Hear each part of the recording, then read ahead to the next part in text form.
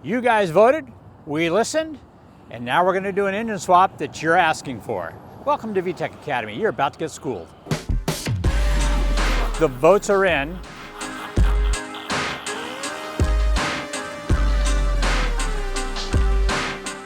And we have a clear winner. The one you guys chose is K-swapping the Honda Fit. As a matter of fact, we had 400 votes, and this got over 1/4 of the votes, 104 I believe it was. And second came in the CRZ, then came the all-wheel drive RSX, then the J-Swap TSX, the manual conversion to the TSX, and last the TL.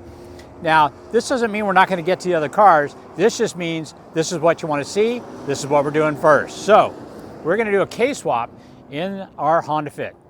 So I think one of the more interesting things about this is to check the performance before and after. This car is a popular car. It feels fairly quick and sporty, and it is a nice handling car as well. In fact, it kind of reminds me of Civics. The only difference being it's a lot taller, which only bothers me a little bit. In fact, as I get older, taller cars are a lot nicer. Anyway, I took it out for a quick test drive, and we did a little 1/8 mile acceleration test, and here are the results.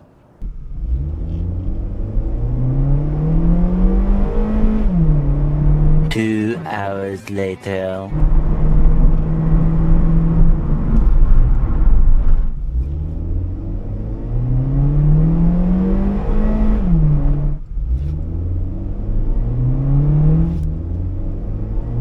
So we did a little bit of 1/8 mile acceleration testing.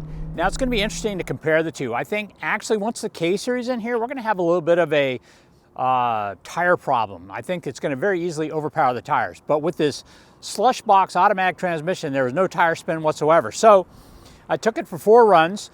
The little piece of road I have has a slight incline, so you can tell times are better on one side than the other. Another thing you can tell is as the car got warm, time started going down. So we started off with just under 12 seconds with our 1/8 mile acceleration, and car felt pretty sporty. But I have to tell you, once it gets going about 40 miles an hour, the acceleration really starts to slow down. Just not much going on after that. We did our 4 runs.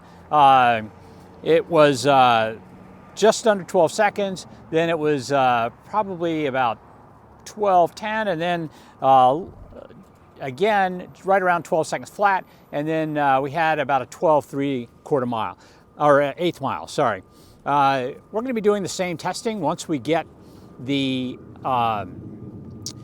K-Series in here, and I think the big difference we're actually going to find is going to be in the mile per hour we saw at the end of the test. So on the first run, we were just shy of 50 miles an hour at 49.65, and then for our second time out, let's see if second time out on the slide uphill, we're at 48 miles an hour. And then again, just shy of 49 miles an hour this time. And for our last one, we were about 47.5 miles an hour. So as the car warmed up, it got a little bit slower. But I think when we put the K-Series in here, because we're going to have a little bit of a traction problem, the real difference is going to be in the mile per hour. I expect to see something well over 60 miles an hour each time with the K-Series. And we will actually be taking it to the drag strip once we get the new engine in, as well as the track. So the engine is okay, but it's kind of anemic once you get going above 40 miles an hour. It really just doesn't want to accelerate after that. It feels quick coming off the line, but fast, yeah, definitely not. As far as handling goes, I really like the way the car handles.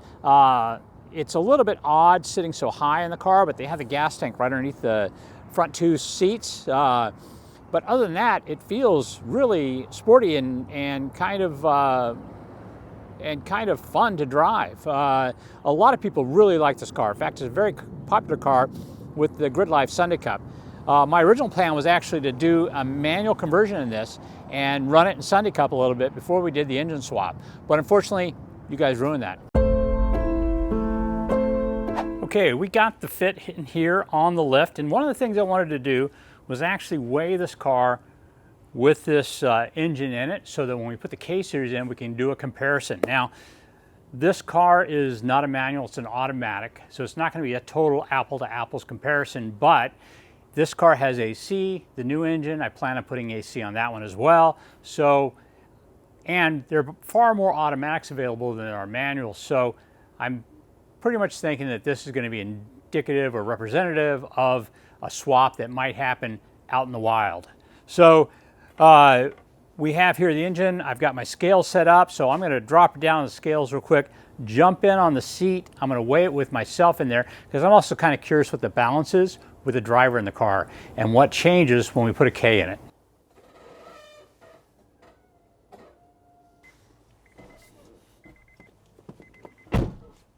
Okay, let's see what it is. Looking at the weights here, we had 912 pounds on the driver's side, 800 front driver's side. We had 830 pounds on the front passenger side, 538 on the rear driver's side, and 490 on the rear passenger side. So let's do some quick math and figure out exactly what that is, bias front and rear.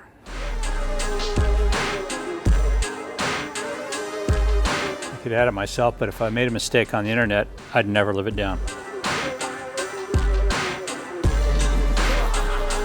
Looks like we got about 63% of our weight in front right now. I imagine that's going to go up a little bit with the K series, hopefully not a whole lot. I'm hoping that the automatic transmission is kind of a pig, and that explains why it weighed so much on the driver's side. It certainly can't be me. We'll wait again after we get the engine in, but right now we're pretty much ready to start taking the motor out. Okay, actually before we get started pulling the engine out, I'm going to kind of go over a quick parts list. Now this parts list is just kind of off the top of my head based on having done a lot of swaps in different cars. So just kind of let you know, we're starting off with the K24 Z3. That's the TSX motor. That's 205 horsepower. We're hoping to get the full 205 horsepower out of it. We also have the Acura TSX 6-speed transmission, no LSD, but this car is not really going to be a track car yet, so we can always put an LSD in it later. The ECU I'm using is going to be an Accord ECU. I happen to find a 2010 Accord EX ECU. That should actually get us about 190 horsepower out of this engine without, just on a base tune. I'm hoping though, by using a K-tuner, I'll be able to actually eke a little bit more horsepower out of it with a tune. The reason we're using a K-tuner, by the way, is there is no Honda tuning solution for the Accord ECU, so it's not a question. Oh, and the other reason I'm using the Accord ECU is because the AC system on both the Accord and the Fit uses the same type of control. It's more of a climate control thing with some of the decision making going through the computer on the TSX ECU, so I wanted to avoid using that. And I believe the 2012 SI is the same way. By the way, if you're trying to do a carb legal swap, then what you're going to want to do is make sure your ECU's from at least the same year as your car is. Don't want it any older than that, because that usually, they frown upon that a little bit. All right, so beyond the ECU, obviously we're going to have Hasport mounts. They're the ones that make mounts for this particular swap. We're using the ZFK3 mounts. Those will work with the K24Z motor we're using and with that second gen TSX transmission we're using. Next is the axles. Hasport makes axles specifically for the swap. They're actually made for using the longer Accord intermediate shaft, which is what you use on this engine. This engine is set up so that if you try to use the SI shorter shaft, you wind up having to cut one of the ears off the bracket that mounts the intermediate shaft to the back of the block, and that's not so good. It weakens it. I mean, I know people that have been racing on a setup like that, but it's just easier to use the Accord one, and we have an abundance of those actually. They came in 2012 SI, the TSX, and the manual Accord, so there's quite a few of them out there. Exhaust. Now the exhaust goes over top of the subframe on this car. So you can't use the TSX one, you can't use the Accord one. I'm going to use a 2012 Civic Si, probably aftermarket one, unless I can find a 2012 Si stock one. I might have one, but I'm not sure. I have to look through all my parts. The engine harness is the same one that came on this, the TSX harness. those engine harnesses are probably all the same, whether it's in a cord with a K20Z or it's a 2012 SI. Those, I think they're all pretty much the same. I don't think there's any difference. Maybe a pin or so on one of the ECU plugs, but very, very similar. Let's see here. Oh, O2 sensors. So I was actually able to find stock used ones that kept me from spending a couple $100. I like that. They wound up costing me, I think, $80. We're going to be using an Accord AC compressor.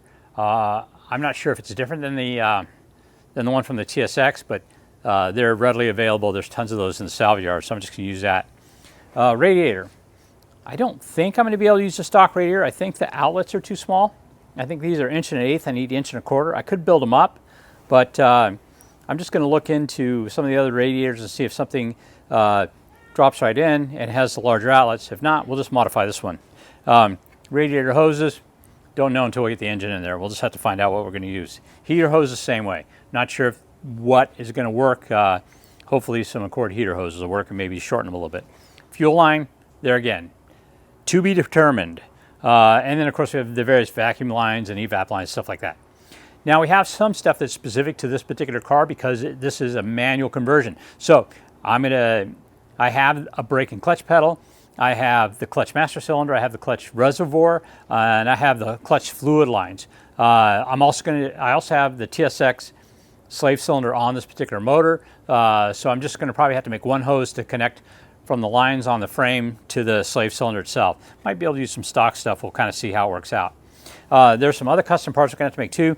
We're going to need an intake air tube that has a MAF sensor on it. We'll probably just buy some cheapy eBay one and chop it up and make it work. The reason the SI and the Accord ones don't work is it puts the airbox way over here where the ECU is right now, and there's really no room for it there because of the headlight and stuff. So there might be with a custom airbox, but it'll be easier just to make more of a short ram and keep the air cleaner pretty much where it is on this car.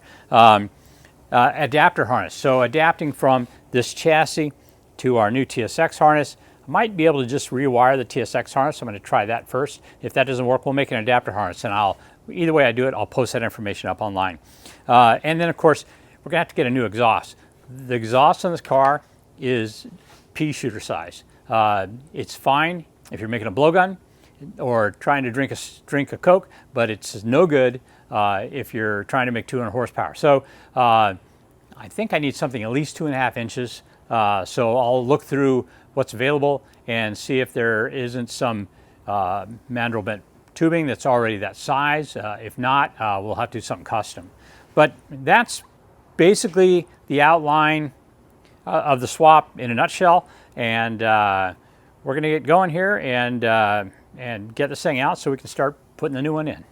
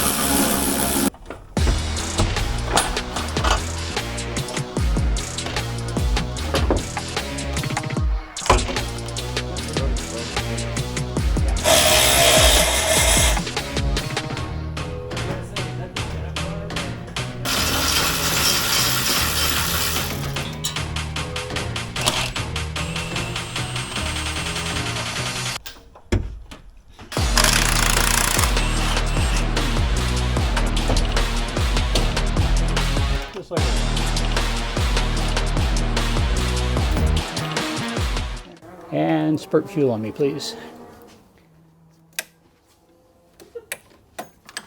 Got me on the second try.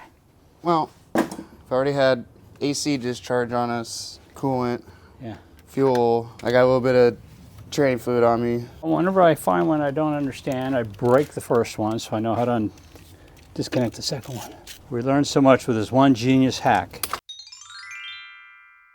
Oh, we used to break stuff all the time on my brother's car, and then we'd have to go to the junkyard after we learned what not to do.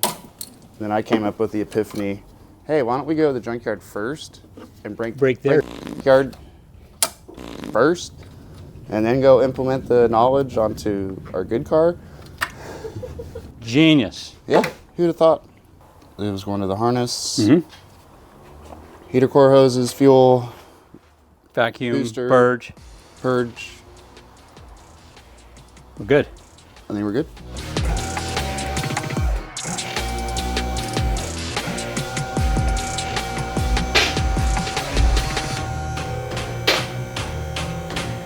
That's the first time I pulled a fit engine. How about you? First time I pulled a fit engine. I learned a few things. What would you say is a tip that people should do? I already know one. Get a lift. Yeah. Pulling it out the top would have been difficult.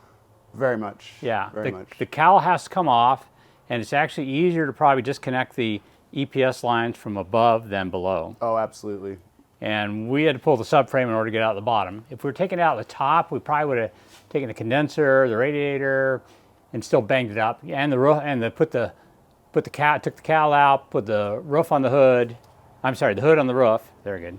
And we still would have struggled probably to get it out I the think hole. we would have struggled. Yeah. It's pretty narrow up top. With these cross-member cars, a lift is the only way to go. Yeah. In my opinion. Yeah. I'll tell you something I find disappointing. See how these angle backwards? See how the core support angles backwards? That's just like the CRZ. That means it's going to need to be modified to run AC. So that's a pain in the ass. And that also means it would need to be modified to put a J in it, which I'm not really worried about right now. But if I make J mounts for CRZ, then they'll fit this too. Yeah, I mean, we could just go straight down and come to the front. So I don't know if I want to do that. I'll have to figure this out because I do want AC in the car. We do live in Phoenix, Arizona, Yeah, so I highly recommend air conditioning. Yeah, all right. But I guess we could put it off for a little while because we can always come back and cut this out from the outside of the car. We don't have to be inside the engine bay to cut it loose. Although I'm sure it'd be easier. And summer's right around the corner. Summer, what was it, 90 the other day? It's going to be 100 in another month. Well, fit is gone. They're here. The fit, new from Honda. The fit is go. Funny. I mean, if you account for the header, it's really like. Well, we got to. I know there would be a header on the K series, but Right. it's not grotesquely larger. You know what's funny is I think the Civic Si, 2012 Si header is very similar. It's got the cat coming down and then the pipe coming off like that does. To go over the cross member? To go over the subframe, yeah. I always thought they kind of went out more, but I don't think so. Obviously wider. That might almost be shorter. It could be. It's almost the same height with a, yeah, that looks like it might be about 2 inches shorter. Huh. Well, these things are pretty tall cars, so that's not going to be an issue. Question is, how high can I mount the engine now? Can I bring it up a little bit more? So when we took the subframe off, notice we just disconnected the lower control arms, just kind of pulled them out of the way. We didn't actually have to disconnect the lower ball joint. That made it a lot easier. That also means you can do it in a garage. You can just take the lower control arms, move them out so you can get your axles loose if you're in a garage taking out the top. And it will come out the top. The thing is that this is a narrow enough motor you can do that. I would suggest probably taking off the exhaust manifold just to free up some room. It doesn't matter. Never mind. Probably this bracketry back here. You can probably get it out the top. This is a narrow motor. Putting this one in though, that might be difficult. I think what I would do is I had to put this motor in through the top. I'd take off the intake manifold. I'd take off the alternator. Might even take off the water pump. That would make the engine narrow enough in the front. We could probably drop it in from the top. But luckily, we don't have to do that. All right, so we're going to go ahead and call it quits. It's about 3 minutes till 5. That's quitting time. time to go eat tacos, and we'll be back tomorrow to start prepping the engine bay to put this thing back in. All right, so another day, we're back in the shop working on the fit, and I was going to put the motor in, but in reality, we have something we have to do before that. We have to put in the manual conversion. So there's only really room for one person inside the engine or inside the driver's compartment there at one time. So I'm going to let Brian have at it. So we're going to, what we have to do is we need to pull the shifter mechanism, shift cable, and then we need to pull the pedal assembly. And then we need to figure out what to do about, about the clutch master and stuff. Are there holes? Are there not holes? Are there dimples in the firewall? Yeah, we have no idea. So Brian's going to do that. I'm actually going to go work on the Series E, and let me know what you find out. And but I'll just be right over there. Just be on my back for the next few hours, upside down. Upside down, cursing at a fit. Yeah, underneath the dash. All right, cool. I'm going to let you have at it. Yay.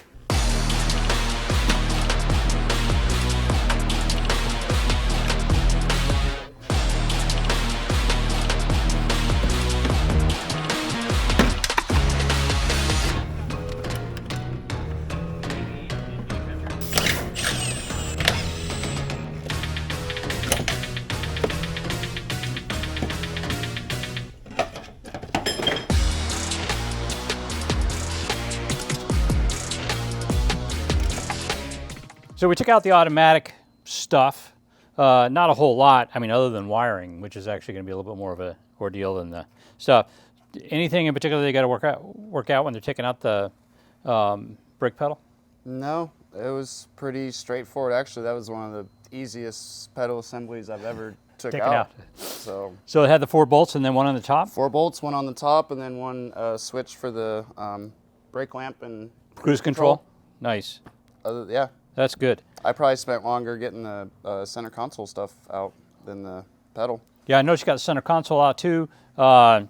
Looks like the grommet's the same size, so it looks like we're just going to be able to place the same grommet in place. I'm hoping on that. Yeah, I mean, and lo and behold, when you climbed underneath the thing and looked up the dash, there were actual markings of where we're going to drill for our new clutch master.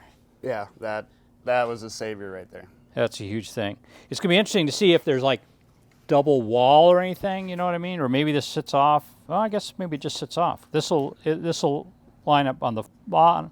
Might have to drill 2 more holes, by the way.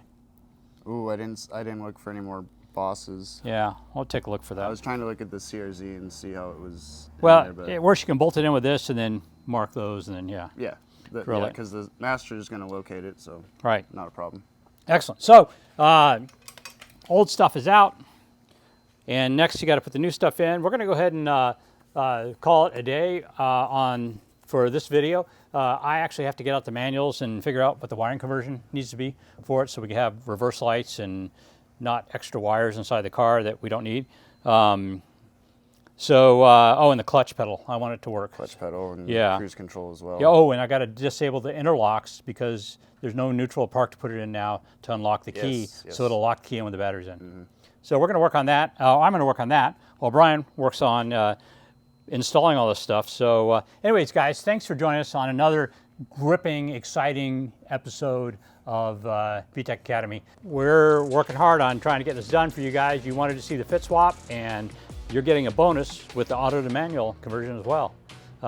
So the next video will have to do with that specifically, so that can be like a standalone video for anybody who wants to do a manual conversion rather than just doing the K swap. If you know somebody with a fit, they want to do an auto to manual, why don't you share this with them and let them know what's going on. Also, if you know somebody who needs more power and who doesn't, why don't you please share this video with them as well. Hey guys, we're back here with part 2 of our K-swap in the fit. One of the things we needed to address was the fact this was an automatic transmission car. What do you think of automatic transmission cars? It's nice if you just want to press the gas and then press the stop pedal, but I much prefer 3-pedal vehicles. I much prefer 3-pedal vehicles. So we're converting this, or I should say Brian is converting this over to a manual setup. So yesterday you pulled, or earlier today, you pulled all the parts out you needed to pull out. Now we need to swap in the new parts.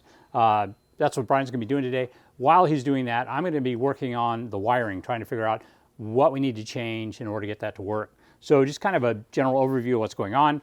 We got a new brake pedal. We have a clutch pedal, although we need holes for the clutch pedal. Yeah. Yeah. Then we have the slave cylinder and the hydraulic lines and everything, and we're going to put all those things in. I'd originally purchased all the stuff actually to go manual transmission in the Fit, but that plan got, what's the word I'm looking for? Gone? Gone, yeah, because you guys decided you wanted a K-Series, which is fine. I'm not complaining, I swear to God. The car's going to be fast, and it's going to be a blast to drive. Anyway, Brian. And have 3 pedals. And have 3 pedals, even better. It's going to be fast and fun. All right, good deal. So Brian's going to get started on that. I'm going to grab a manual and lock myself up in a room where nobody can bother me, and hopefully it won't take very long. Oh, just to kind of generally let you know, when you looked at the firewall, you found it had spots for the new. That was a godsend right there. Godsend right there. So we do need an 1.5-inch hole saw drill. So I'm going to go look for that first, actually, because for the center part. Yep. Right. But we made a cool little drawing and paper cutout so that you can find his hole centers. That makes it a lot easier. That way you're not hogging out holes after you make them and just decide they're not in the right place. We'll see if I got them in the right spot. They look pretty close. They look pretty. They look like they might work. All right, Brian, take it away. So Brian drew up a little template on the computer, and I cut it out so it's roughly the shape of the master. It's got our center holes. I'm going to lay this up against the firewall, and then use our center punch and punch into the firewall so I know where my center holes are, so I have a good baseline to start drilling instead of the drill bit walking all over the firewall. So we're going to start with that and see how it goes.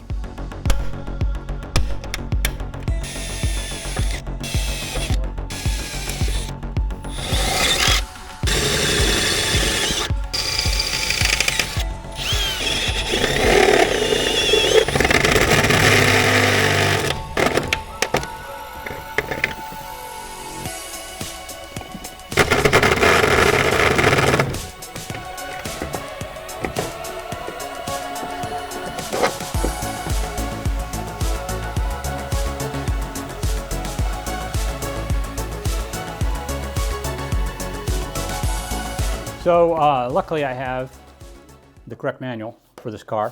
There's a couple things I need to look at. There is the starter interlock. That's when you depress the clutch. It allows you to fire up the car. So that's the first thing we took a look at. And if we look right here, it's run by a relay that connects to what's called the transmission range switch. Now the transmission range switch on all the newer cars is actually on the transmission rather than on the shifter itself. They do that because of safety. That way if your cable breaks or is out of adjustment, the car knows what the gear the transmission's in rather than guessing if the cable is correct. So that running a wire into the engine bay, I don't know if I want to do that. Moderately certain I can pick it up somewhere. I'll take a look and see where that is. I know for certain I can pick it up at the fuse box, so I'm going to try to figure out what connector is connector B33 or connector B on the fuse box and number 33. It's an orange wire. I'll connect that to one side of our clutch switch on the clutch pedal, and the other side I connect to ground. That way anytime you depress the clutch switch, it allows you to start the car. The next was the backup lights. Now on an automatic car, the backup lights are run by a relay. The relay is basically looking at the transmission range switch. When it is in reverse, it sends a ground signal, and then that in turn allows the backup lights to work via a relay.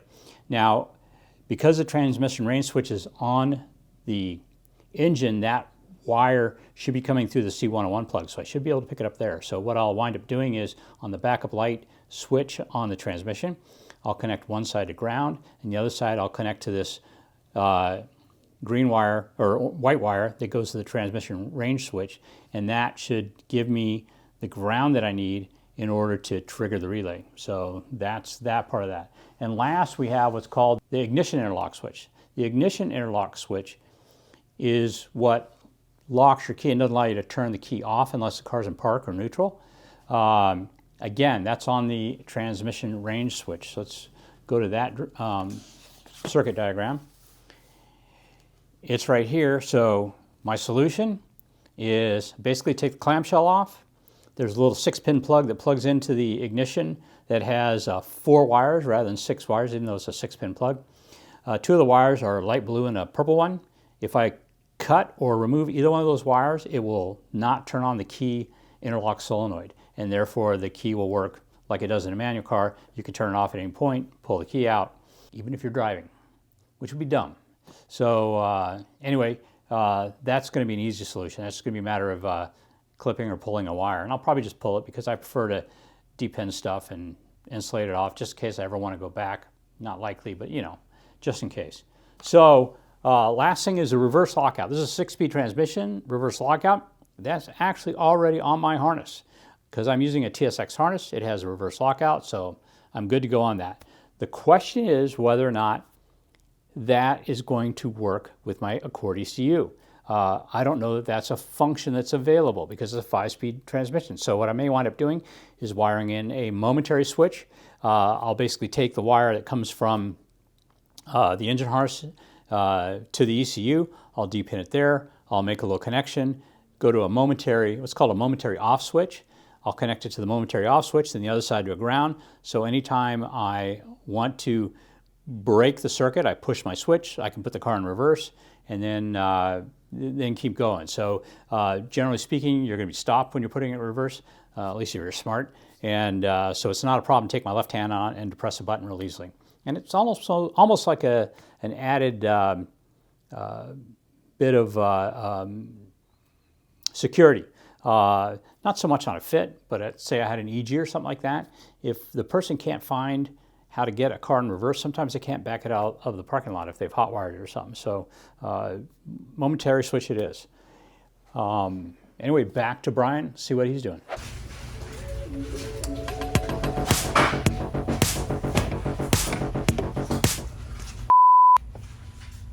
Yep, nope. Not happening? Not happening.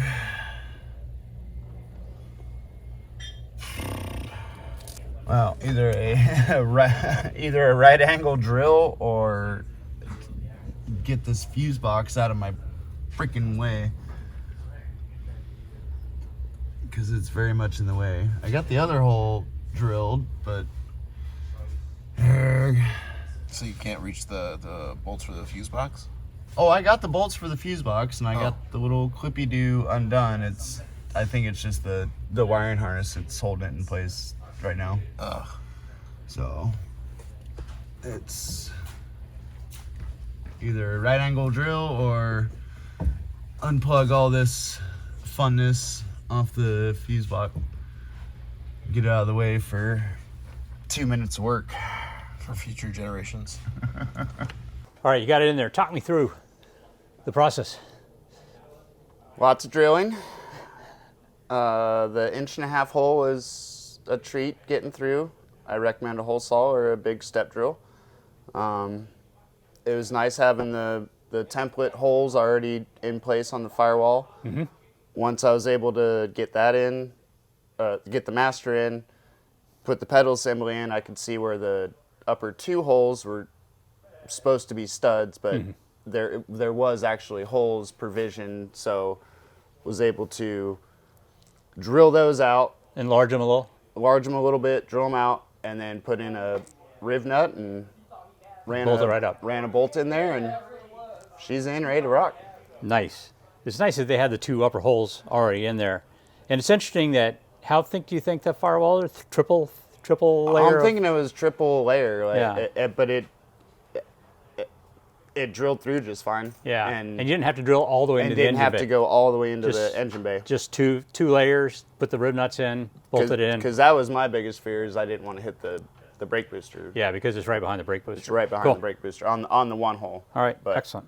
Yeah, it seems in and solid, and now the vehicle has 3 pedals like we desire. Yeah, but we grabbed these parts, I should say AD grabbed these parts out of a 2010 fit way back a while ago for me. And when we had them in our hand, they looked like they weren't going to fit, but we checked the part numbers, they were correct, and once we bolted it in, it fit barely. It's funny, the clutch master looked too big for the hole that was in there, but they're like exactly the right size. We have like... 1/8 of an inch, maybe. That's on a good day. Yeah, slide in about 4 sheets of paper in there. But it fits. It's a fit. It's got to fit. It's got to fit. The fit is go. All right, so that was a manual thing. One thing we're going to do is we're going to make up a soft line to go from our fit hard line right here all the way to our transmission hard line. So we're going to rig up a soft line for that. The Civic has a hard line that comes all the way up to here and then a little soft line that goes to the engine, but we're going to make a soft line from there all the way through. Another thing is we need to put the shifter in. Yeah. That's next. Yeah, get the But box and cables in, but that's... Yeah, but that's just line up with the stock holes and throw it through. The grommet should go right in. Once we do that, we can actually stab the motor in and make it a roller again. So, well, we should probably have Scott make axles, so we can put the axles in too. Is there any more engine prep work we want to do before we get the motor up in there? Probably put the harness on it, but we might just put the motor and put the harness on afterwards. I'm not sure yet. Let's go ahead and, well, before we put the motor in, we'll have Scott build some axles and put the shifter cables in. So let's go ahead and do that. Let's get the shifter cables in, and then I'll go look for the harness for the engine. Because if we can slap that on, we can just plug the motor in. Sounds good. All right. We still have to determine what the heater hose is, because we might be able to trim this one up to work. Well, they should be both. This like, one might right. rotate 90 degrees and work. Shouldn't they both be? Yeah.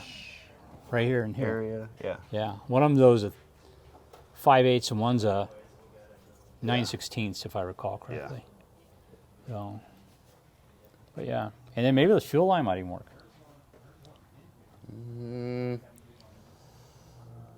It's not that far over. Yeah, it's more like right there. I'm visualizing. Visualizing. Not here. Huh? Here. That's right. Here. Here. Yeah. Little to the left. A little. So, yeah, I'll get the wiring harness so we can put it on. Cool. All right. Good job, Ming. All right, so last thing going in is our shifter and cables. Now, these cables are really short. I'm not optimistic that they're going to reach our K-Series transmission, but you don't know if you don't try. So in the interest of science, we're advancing swaps. We're going to go ahead and see if it works out. But this is the cable setup. This grommet fits in just like the stock one, as you can see from our automatic. It's identical other than the fact it's got 2 cables rather than 1. So it'll fit in like stock. If it winds up, we got to change the cables. I'll probably wind up changing this onto our new setup. I got some tricks for doing that. And I have an idea that what's going to wind up happening in these end is I'm going to wind up making a little adapter.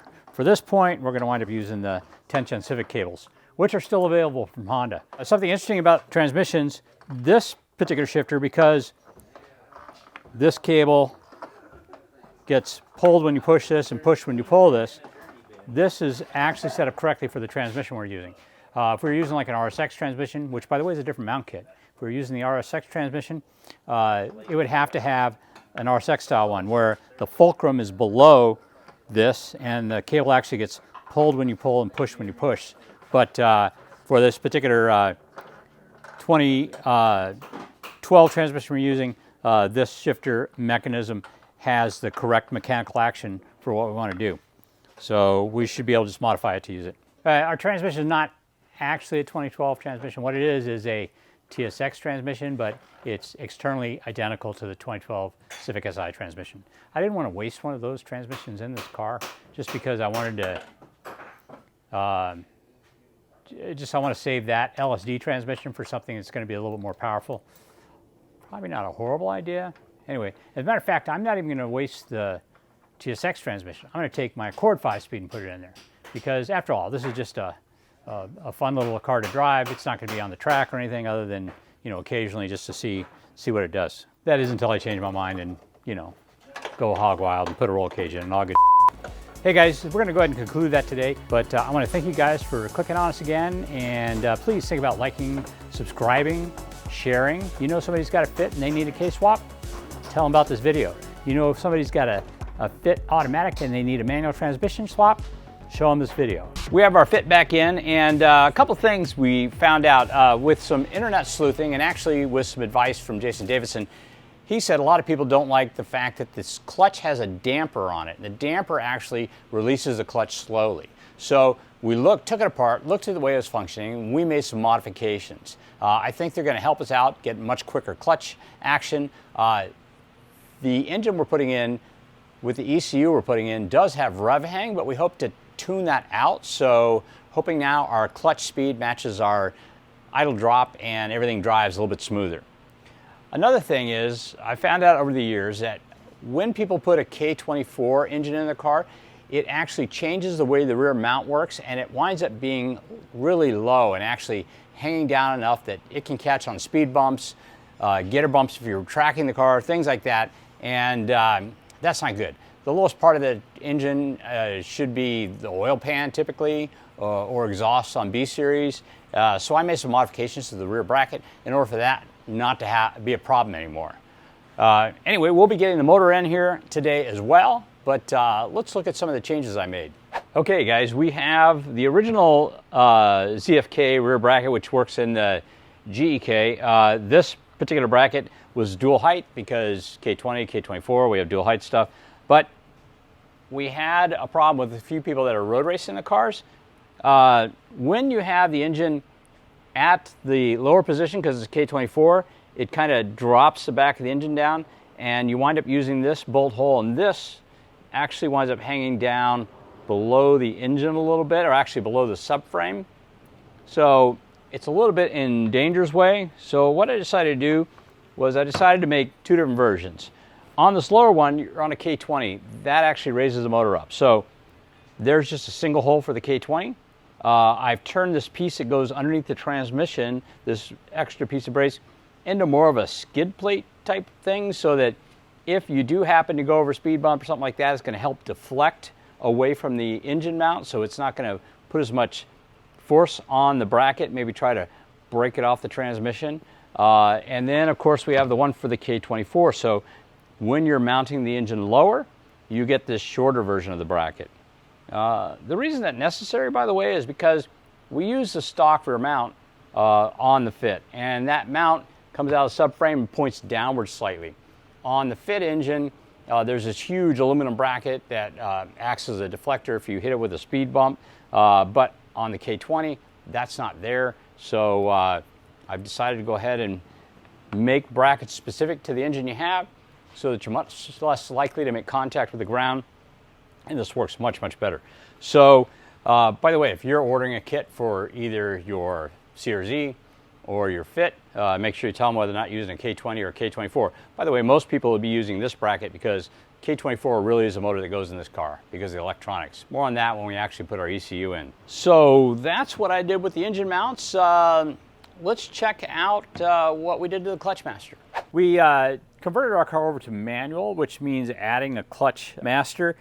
And I was kind of baffled by the way the dampener works. So I decided to take it apart to kind of explore it a little bit and figure out what we can do to get rid of it. Let me show you how it works. There's a seal. This is where the fluid winds up sitting.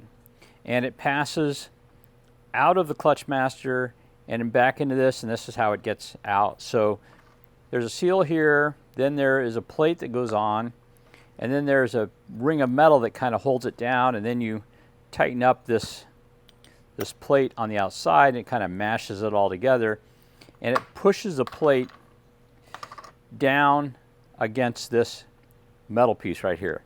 So what I believe is happening is when you initially push on your clutch, this plate flexes and allows the fluid to flow quickly out the hole, back in the hole, into your clutch slave cylinder. But once you let go of your clutch, this plate relaxes and kind of flattens out, and its closeness to these two holes kind of slows the flow of fluid down and then allows the clutch to kind of disengage slowly to match the rev hang that Honda does, and that makes the clutch more durable by not just immediately dropping it and slamming it onto the surface of the flywheel. We of course are going to tune our rev hang out, so we don't want a clutch that reacts slow. So one thing you could probably do is you could probably just drill a hole in the center of this and put it right back in there, and that would allow the fluid to flow easily from one hole to the other without being restricted by this plate. We'd have to put a fairly large hole in there. And it should seal fine because there's a rubber seal around this particular plate. I don't think you'd want to leave it out, because if it was out totally, you would just be relying on this rubber seal, and I think a lot of air would get in here above this hole, and that would be a problem. A lot of people on the internet were saying that the way to fix this is to weld these two holes shut and then drill a hole straight down here to connect the piston directly with the output for the slave. We actually did that. So you can't really, you can see the screwdriver goes through. You can see how we drilled all the way through it. But I don't think we're going to bother sealing that up. I think if we just assemble it with its seals, it'll be fine. And because this hole's at the top, air should bleed out. So we shouldn't have a problem with air, with an air pocket in it. So we're just going to go ahead and reassemble it just the way it was. And that should actually allow us to get quick action on our clutch, which is what we need in order for it to work, you know, a little bit more like a normal K-Series car and not have that delay. That's going to work a lot better for quick shifting, like for at the track. That's how we're going to handle that. We actually bought an aftermarket Master, but we looked at the factory one too, and they're identical in the way they operate. The only difference is the factory one looks a little bit cleaner than the aftermarket one does. But that should do the trick for us, and we'll report back on how it works out and let you know if we have success or failure.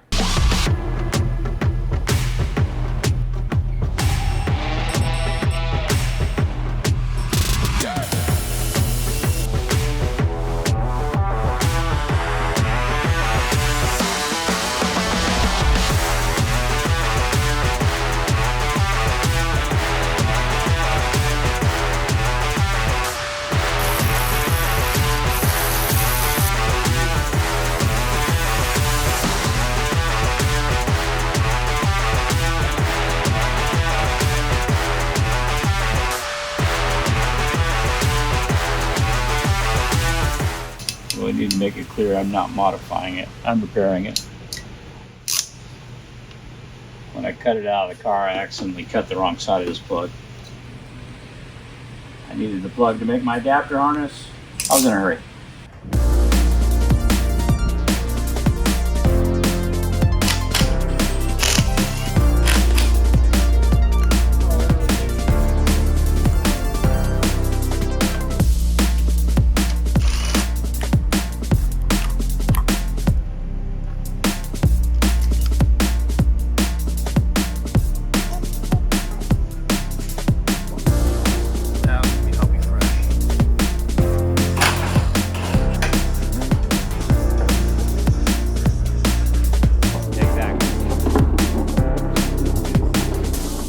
We've got our K24Z ready to go in the car.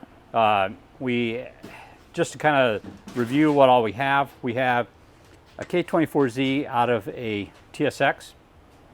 We have an Accord harness. We chose that because we're going to use the Accord ECU. I felt like that was going to work a little bit better. And K-Tuner has a tuning option for that, so we'll be able to tune it.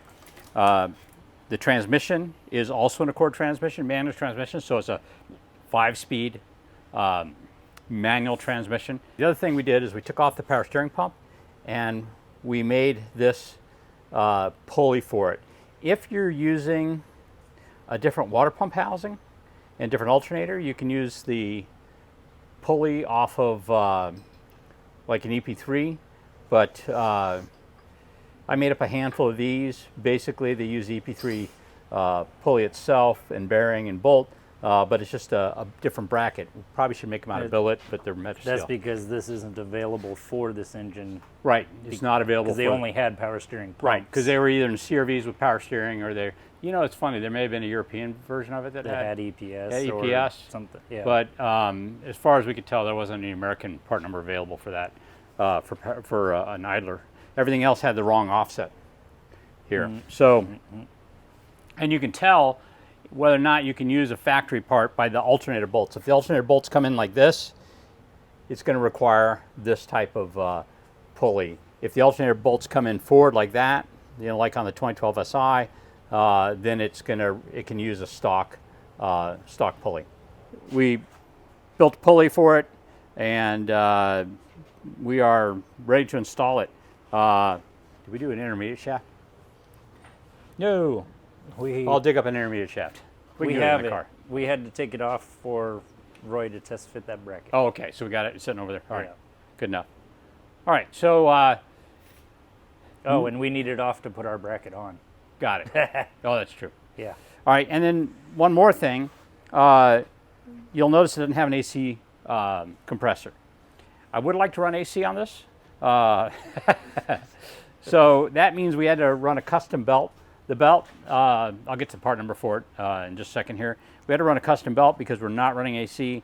There is no, as far as I can tell, seven rib wide one, although there might be if we do a little bit more research. I just went over to Riley's and found one that was correct length. It's a Gates Micro V 535, which means it's approximately 53 and 5/8 inches long, or as this says, 54 1/4. I don't know. I think that might be what it stretches out to before it gets bad. I'm not really sure, but this number is usually the inches plus eighths, but it shows down here 54 1/4 inches long, or 1,379 millimeters long. So that's the length belt that we have on here. When we eventually put AC in it, we'll put a different belt on and we'll figure out whatever that needs to be. Now let me show you why we're not using AC. If you look here, the core support, it comes down straight and then kind of kicks backwards. And this lump right here is in the way of our pulley. It's not going to allow us to mount AC in without cutting that out. It's the same way on the C or Z. So at some point we're going to have to go in there and chop that out and reinforce it, because that's actually what holds up the core support or the radiator support. So we're going to probably come in from behind and attach something and then just chop that area out. That'll be that'll be for a future episode. I'd like to actually make some sort of a piece that we can pre-bend and then sell so other people can do that. That would be ideal. But again, we're gonna have to cut that out. So the subframe's out, so we have plenty of room to drop this thing down. We should be able to just get it right in there and bolt it in. As we go down, we're gonna bolt our new mount brackets in, then bolt the engine in, and then put the subframe in. So have you already done this kit?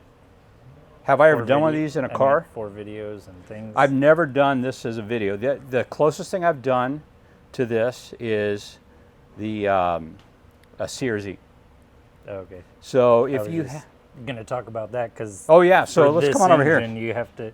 We need the CRV style, but the CRV block bracket won't bolt on there. Right, the CRV block bracket won't bolt on here because this bottom bolt hole is different. So it's different, and you can't use the 2012 SI bracket even though it bolts on, because these holes are in a different location. Yeah. So and the factory TSX bracket that comes on here is the it's got that mount? dual step kind of weird thing. Yeah. So totally wrong. So it has to be changed. That needs to be changed. In fact, we should probably just sell the kit with that in it. Yeah. Just make that. Yeah, make that part of the price kit. Include. Yeah, exactly. There are a couple different versions of the kit available, and of course the engine is what always determines what mount kit you're going to use. With this particular one, it's got kind of an oddball bracket that bolts to the transmission and to the block. These two to the block, this to the transmission. It hangs down a little bit. There's actually a short and tall version of this. This being a K24, it's a shorter version. We used to make it with both bolt holes in it, but the problem we were having was people would mount it at the higher position, and then there would be extra bracket hanging down, and they might clip it on something, like people racing these cars. The K24Z engine, the reason we're using this is because the ECUs that work with this engine are compatible with this wiring harness. If you wanted to use a K20, like you would on a CRZ, you actually have to do quite a bit of wiring. The plug that is up there that, I think it's called the A plug, that plugs into the ECU, has too many openings. So you would need to cut that off and repin it for the older style one that came in the 06 Civic Si if you wanted to use a K20 with this swap. And it can be done. As a matter of fact, I can give you instructions on how to rewire it, repin it. I did it for Honda for a CRZ. They were rally racing, and it had to have a 2-liter. And they say it worked. So I would probably look at it to make sure that there were no, huge changes I had to do for the fit. But I would imagine it's, good for that as well. Without further ado, I'm going to pass this off to Brian and Scott and let them do this. I'm actually prepping to go to California, making a trip out to Donut Media. More on that another day. Or watch Donut Media and perhaps you'll see my handiwork there. I'm going to get busy on that stuff and, like I said, pass off the torch to these guys because they can do it.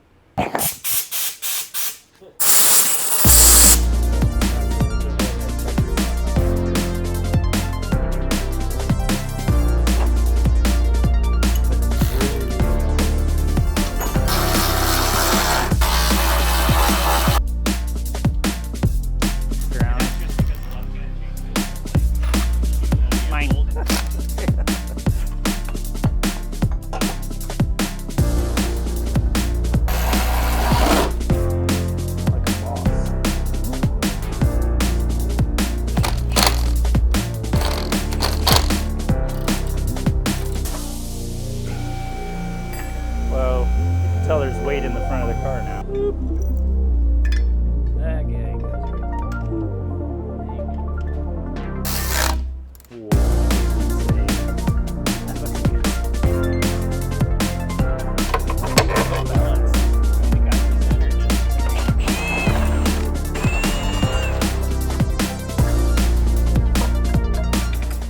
So this bracket sticks down low because that's actually how the factory had it with an L15, because that mount comes out of the subframe at that angle. And that's how the engine is set in there, is all based off of the rear bracket.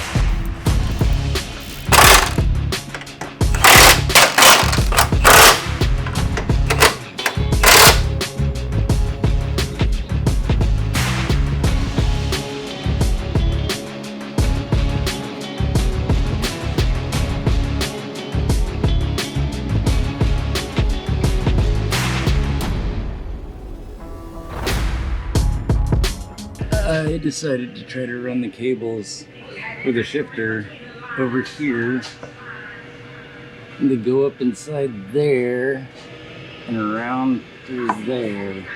But I feel that that's slightly in the way for the exhaust, because here's our flange right here in front of my camera. We got to go all the way into that inside there.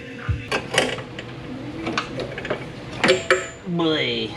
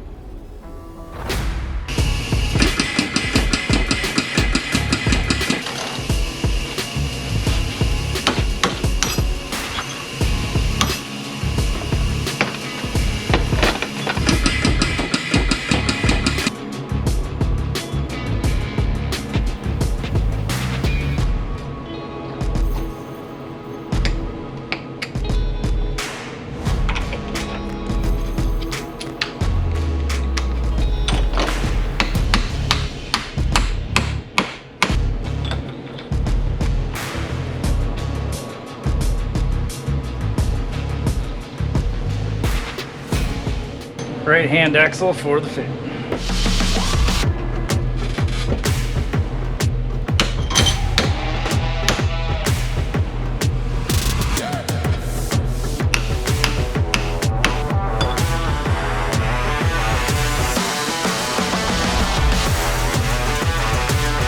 That is the left hand or driver's side axle for the fit.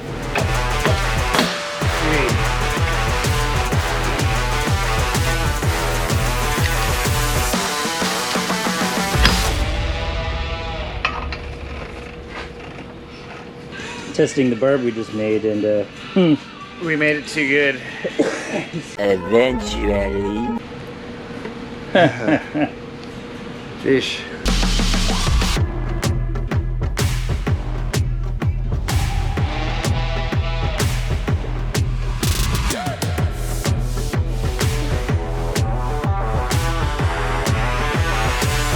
Using stock heater lines, made them reach, made a little adapter. We utilized the stock fuel line, the purge lines, the booster line. We used some TL shift cables, made an adapter for the shifter using the fit box. We're kind of at the home stretch here. We've got a couple things left to do to get it ready. Right now, Brian is working on an adapter to go from this plug on the fit to this plug on our 2008 Accord harness, to make a little adapter harness for that. Then that should allow us to mount the ECU and have connection to the engine. One of the other things we're doing is the hoses. I did my normal trick where I take a piece of welding wire and figure out what size and shape the hose needs to be, and then run down to O'Reilly's and find something that's got that general shape, make some adjustments to it, remove the unwanted parts, and that gives me the proper shaped hose. Right now I'm working on the bottom hose. That one was kind of interesting, but I found this hose that looks like it's going to match pretty well. Let's start off cutting it a bit on the long side, because I can always cut more off. It's very difficult to cut less off. So we'll try this on the car and see if it fits. And then move on to the next thing, intake manifold. So this uses a MAF sensor, M-A-F, mass airflow. So we need a properly sized tube with the MAF sensor mount in it, so that we can mount our MAF sensor and have it work properly. So that comes out of our harness somewhere. We are probably gonna have to make some adjustments to like an Accord one, because the Accord one, it comes off the side, the airbox over here. This one is gonna be more like that, so we're gonna have to make some adjustments to the tube in order to get to work. I got just a generic one because I knew I was gonna cut it up. Hopefully it's sized properly so it doesn't cause a problem. But once we do that, we need to build exhaust for this thing. Right now we have our 2012 Civic Si catalytic converter on it. It has like this giant 3-inch outlet, so I bought a 3-inch ball joint. This should fit on that. We're gonna neck this down then to our 2.5-inch exhaust pipe. I don't know if I'm gonna build the entire exhaust at this particular moment. I just need enough to fire it up. I don't really care if it's allowed for fire up. Then we can build it after that. But I have an appointment tomorrow at Honda, and I wanna get this thing fired up, so we need to get going. We'll turn the key on and see if we get our key code. Actually install the battery, then turn the key on, see if we get our key code. If we do, we'll make a trip down to the Honda dealership to have the computer reflashed to have the VIN number from this car in the computer and have it accept the immobilizer code from our key. And with that, we should be able to fire it up. I forgot to mention we're using the stock radiator on this. Now, the radiator outlets on the fit are small, they're like 1.1 inch, and our outlets on the engine are 1.25 inches. The way we get away with that is we use this shrink tube called XHF, and it actually has a glue inside of it, and it shrinks down 3 to 1. So we cut off a piece, we slide it over, we use a heat gun to shrink it down, and that sizes it up so that we can put the hose on it with that, and the glue keeps it from leaking. I found that without the glue, sometimes when the shrink tube gets hot, it moves a little bit, but by using the XHF with glue, we can size up our outlet. It gives us really close to the 1.25 inch. We just use a worm clamp in order to clamp it down tight rather than the spring clamp, and it works just fine.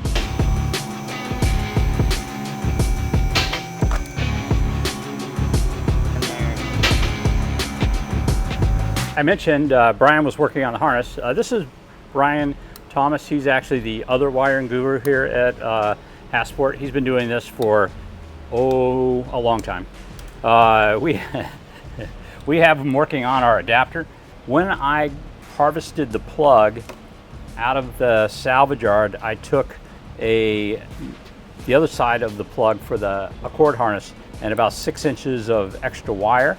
He's crimped on the proper connectors on it, and now he's going to pin them into our CRZ plug.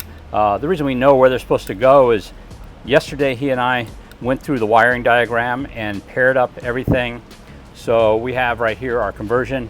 This is the FIT C101 plug, and it talks about all the wires and their positions. This is our C101 plug. I haven't drawn a picture of it yet. C101 plug for the Accord harness, and here are the wires that are going. So we're taking all these wires and putting them into these positions over here on the C101 plug, and that should allow us to make our all our connections properly. All right, some of you guys may notice that we actually have our axle touching the bottom of the strut right here. This has to do with the fact that the suspension is in full droop right now. Now, the solution, if let's say you're going to be running this car where the suspension might go into droop, one of the things you might want to do is you might want to think about using an RSX or Civic style intermediate shaft. The reason that works is that intermediate shaft is shorter. The problem is though, all 3 bolts can't go in. There's a 3rd bolt that actually would be interfering with our oil pump, so you wind up cutting that one off and just using 2 bolts to hold the intermediate shaft on. Now there's several guys that have been racing without any problem whatsoever on that, so it will work.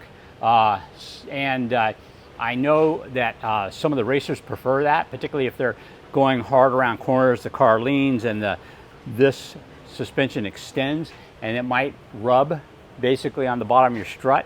For street, you should be fine like this, but if you are going to be rallying the car or road racing the car, and maybe you might find that it's going to be leaning over really far, or some racers will lift their car up in the air and warm them up with the tires off the ground. Those types of things are going to cause a problem. This will rub. So up to you. Hasport makes axles for both lengths.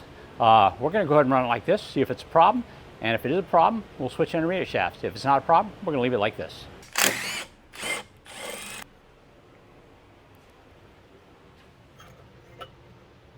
Cool. I'm not sure why that pokes through so far, but I think that's kind of a waste. Well, I'm going to shorten this, put my transition on here, and then start snaking through to our exhaust.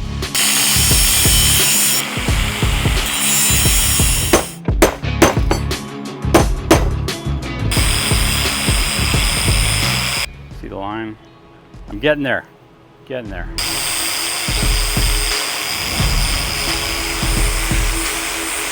I don't know why they make it sit so far in. It actually interrupts how it works on the ball joint and actually destroys that aluminum bushing. So what I'm going to do now is actually do a transition from this smaller tube to this larger tube. I'm going to try first to go have it expanded because I think that'll actually work rather well. If that doesn't work, I actually have a small transition that I can weld on there. It's just not the same thickness of metal, so I'd rather have a thicker piece of metal. And so I'm going to see if that can get stretched out.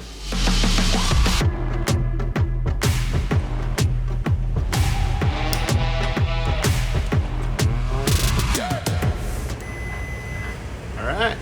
Now I just need to make the fit have that wire that doesn't have that wire since it was automatic, so we'll figure that out later. It's just reverse lights. It doesn't affect drivability. Dang it. So close. This intake manifold wasn't in the way. And, well, okay. So I guess overflow will have to be something not factory. Oh, nothing like reinventing the wheel. I tried to have it expanded out from 2.5 to 3 inch. Didn't work, so I have this transition here. And what I'm going to do is tack it in place here, up on top like that. Then I'm going to chop it down real short, and then I'm going to put this down on top of it, and then that'll give me like a gap to fill in with weld. I think that'll be a little bit better than simply using this really thin walled transition. Welding that to that and that to that. I think it's a little bit on the thin side to do that. I mean, I could cut 2 rings out of here and do some tricky stuff, but pain in the butt.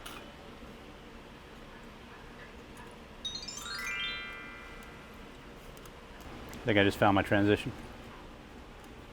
That'll be a lot less gap to fill, plus they're both pretty thick wall. All right, let's try this. Quick with a knife. Good guy to have in a fight. As long as the other guy doesn't have a gun.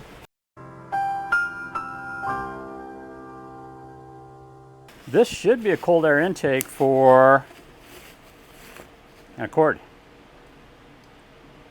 I like to see that. Yeah, with our math. So we should be able to probably have to shorten it, because this was really meant for air box off the side, which we don't have. We can cut it however you want. I mean, basically, if you want, we can make like a short air with a MAF right here. So I bought it basically for this. So we could, I wonder if it's directional, if the MAF sensor is directional.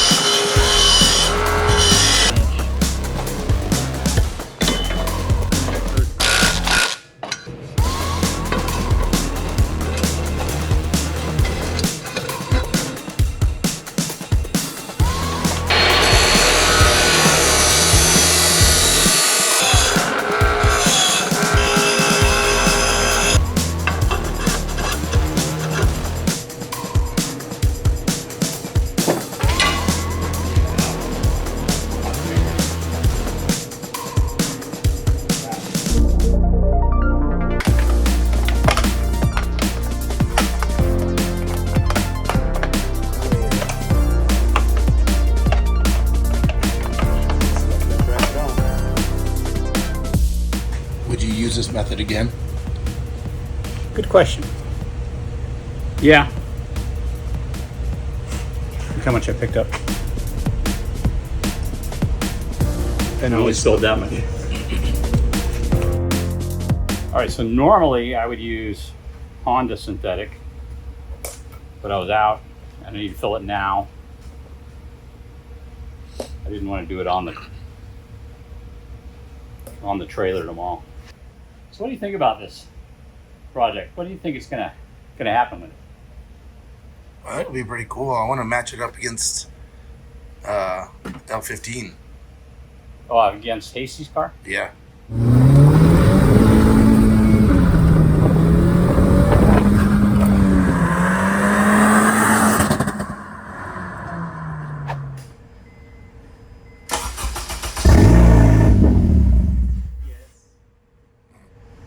The reason it starts but doesn't run is because we haven't flashed our ECU yet. So what happens is when you turn the key on, it primes, acts like it's going to start, but then the immobilizer sees you don't have the right key, so it doesn't really run. So fires up and then dies almost immediately because the pump's turned off. But we're ready to go to the Honda dealership, get it reflashed, and then we should be able to drive this damn thing around. Although it'll be kind of loud the way it is.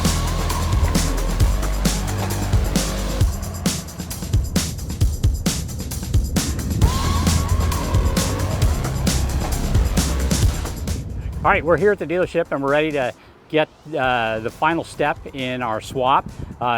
What's happened is when you change the computer, the dealership has to reflash it with a code to basically accept the MICU's information that the immobilizer key is correct. And once we do that, it should fire up normally. You may have noticed yesterday when we fired up, it did actually turn on briefly. What happens is when you put the key in and turn it on, it goes through all its checks. The fuel pump comes on and primes, but because the ECU is not been programmed to accept this particular MICU and immobilizer code, it doesn't continue to run, so it just fires up and dies immediately. But we're going to get that taken care of right now. The dealership doesn't want us to show you the exact process for doing this, but that's okay. Any Honda dealership should be able to do this, whether you're doing it in this generation Fit, or let's say the CRZ, which uses a very similar setup. The dealership should be able to help you out, no problem. The rolling code.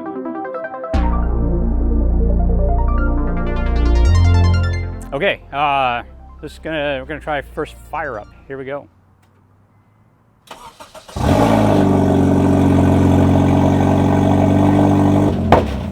Nice. It's got this much exhaust. Fire right up. Sweet. All right, so I'm not gonna do it here because it's loud. We'll take it back to the shop and take it for a quick little rip. Yeehaw, Dukes of Hazzard style.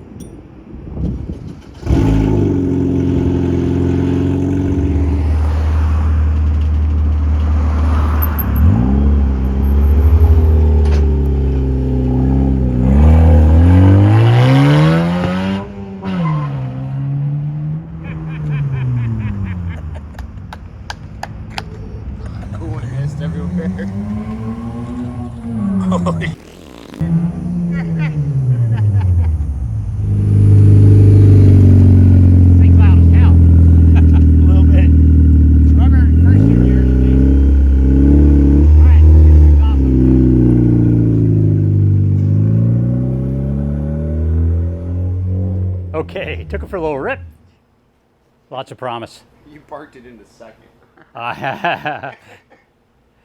Lots of power.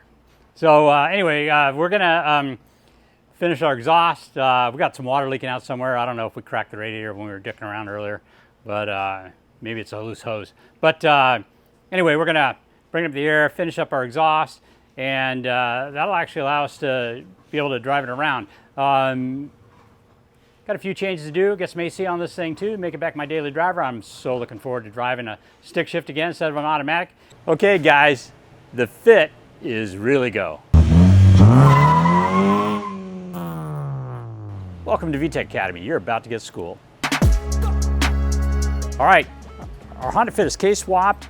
For the most part, it's done, it's drivable. We're gonna take it out and see what it does.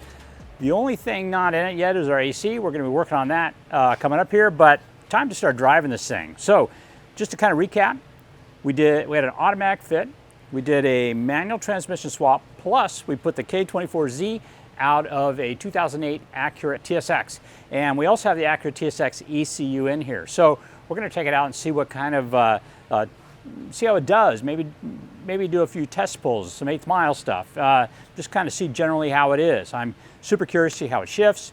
I want to know if the electronic power steering works with this ECU, and I want to know if it is all, you know, like it should be. So we're going to take it out for a quick spin, see what goes on. The only thing that's a question mark is this right here. We bought a really cheap intake air tube, and I'm not sure the diameter is right for this particular MAF sensor, so we may be getting some incorrect information getting to the computer, which of course will affect the performance. There is of course an air-fuel ratio sensor which should adjust that at lower RPMs, but probably not at full throttle. Anyway, we will hit the dyno at some point and get a proper tune on this thing, but time to take it for a test drive.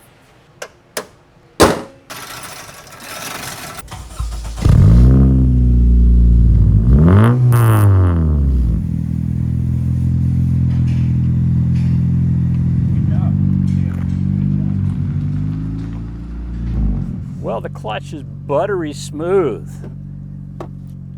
Let's get buckled up. This car actually has current emissions on it, and I don't expect that to change at all. We have the TSX ECU in here. We have all the proper emission control devices, so it should be fine. All right, it's gonna be a little bit warm today. It's already 106, it's gonna be about 118 today. That's one of the reasons AC is gonna become a necessity. We get about 9 months of summer here in Arizona. I think our record is like 145, 150 days of over 100-degree temperatures. We're right in the middle of a stint of 20 some odd days, 26 days or so, over 115, or over 110 actually. Quite a few of those days have been over 115. Enough of my whining. It feels like totally normal car, manual transmission, a little bit of a rev hang, but that's kind of typical of this particular year of K-Series engine and ECU. I don't like that. We can tune it out. All right, gonna get out on the main road here and kind of speed up a little bit here, see what it does.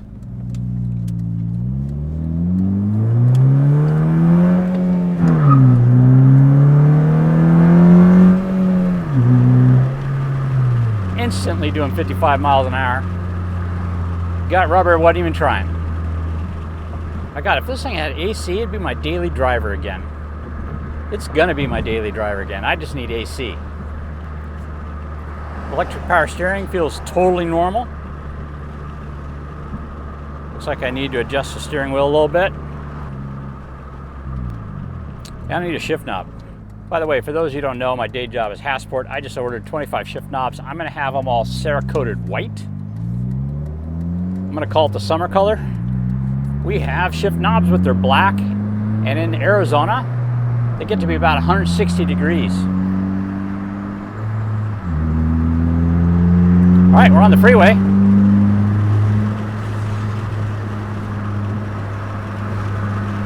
We're at freeway speeds. 5th gear. Oh yeah, only have 5 gears. I didn't put the 6-speed in. That explains the wide ratios.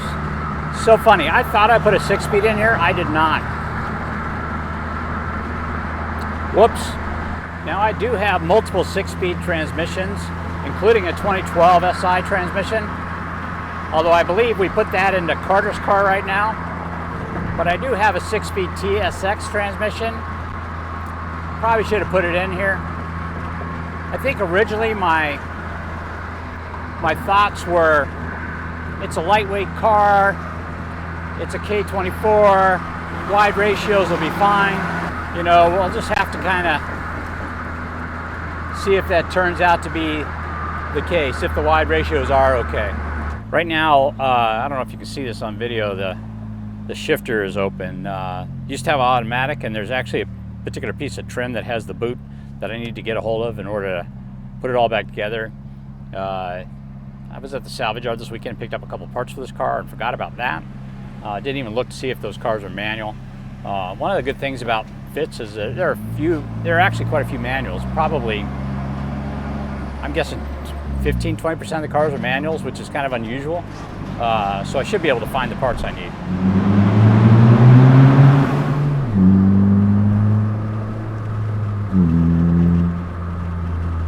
I'm going to take all service streets on the way back. I just wanted to see what it was like on the freeway. Does it bother you to hang your arm out the window? It bothers me. When I see cars coming up, I want to pull it in. I would hate it if I got sideswiped with my arm out the window. I've seen people drive with their arms hanging down in traffic. Freaks me out. I've seen too many cars with mashed up sides to ever do that. Might be from having work in a salvage yard. Ah, that clutch. Feels so good. I have not been driving a manual for a while. I've been driving my Ridgeline automatic, or this automatic, or the TL automatic, or the TSX automatic. Feels good to get in a manual again. I say that now, it's going to feel great until the day I come off the freeway after 20 minutes and come down to the stop and forget to put the clutch in because I've been driving so many automatics, and I stall the car out next to a cute girl. Not going to be fun. Make sure there's nobody behind us. Once we come to a stop, our aim should reset. All right, it's reset. Let's go.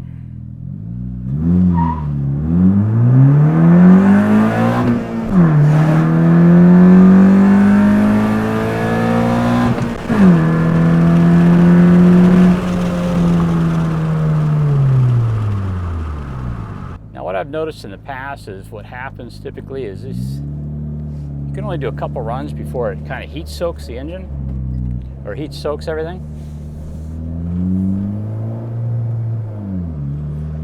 I smell burning.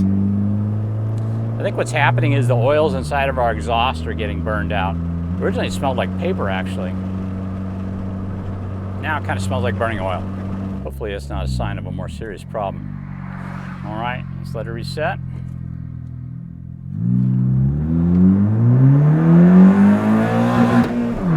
That was against the rev limiter.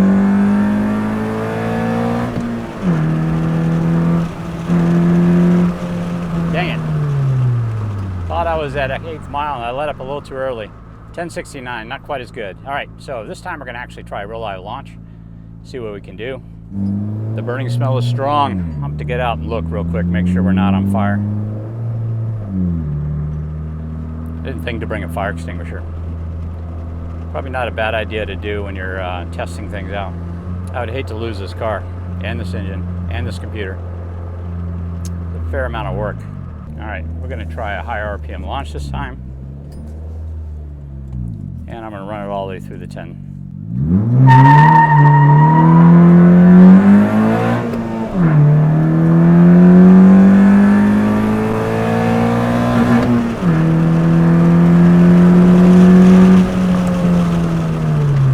All right, 1068 was our time.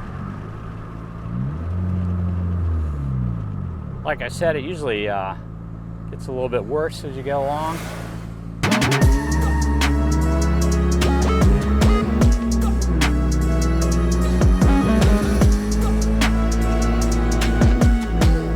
I think I need suspension now and stickier tires. The car's got that station wagon lean or van lean, kind of typical of taller cars. Not as bad as like a CRV, but very similar to like a Odyssey. No ground up gears. This transmission's in really good shape. I bought I believe it was 3 Accord 5 speeds for about $200 each from a salvage yard back east somewhere. I had them strap them all on a pallet and ship them out to me. I still see those available for sale for about $400, so still a decent price.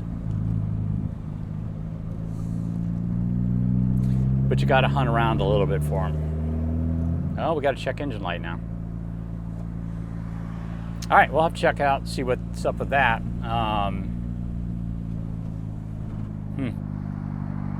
It's possible it's a secondary O2 sensor. We actually used the one from the Fit in this car. I did not go and get one from an actual Accord or TSX. I'll probably do that next.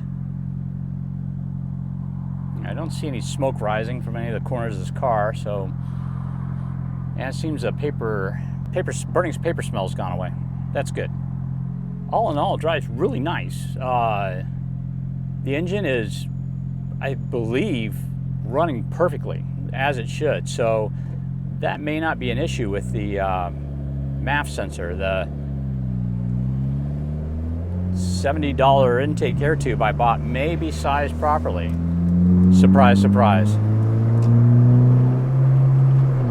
That doesn't mean there's not more to be had from this. We could probably build a better intake air tube, so we might be able to eke out a little bit more horsepower from this with a tune. Honda does actually tune them conservatively. We'll just have to see. Man, the car is buttery smooth. It feels like it's tuned properly. The transmission shifts flawlessly. Even though our cables are a little bit long side, they're kind of snaked around through there, it shifts really, really nicely. The clutch works perfectly. We drilled out the delay on the clutch. It works absolutely fantastically. It feels good. It's quick, like it should be. If this car had AC, I mean, this is all I'd drive. I'd put some suspension on it, some tires on it, and it would be my daily. This is a comfortable car. The seat's pretty comfortable. I know I'm kind of hunched over a little bit, but the seat's pretty comfortable. Everything's good, and it's fast. That 1050 that we ran the first time out, we're gonna have to see how that stacks up against some of the other cars we've been driving. I think it's entirely comparable to how fast the TL was with the J series. So, and it steers nice. The electronic power steering feels like it's set up properly for this. It's not doing anything weird. If I get working AC on this thing, it's gonna be beautiful. We got a check engine light. I don't think it's a big deal because it's clearly not affecting the way it's running. I still have full revs, so pretty much it's got to be the secondary O2 sensor. The catalytic converter on this is a brand new 2012 SI catalytic converter. It just happened to come on one of the motors I acquired. I had a couple of brand new motors. Yeah, throttle response is smooth. The rev hang's a little irritating. It is hot. Took off at 105 degrees and now it's 108.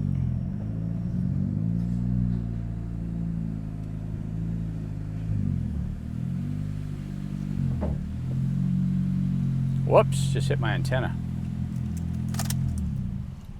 So we had a few people ask us about the exhaust on this particular car.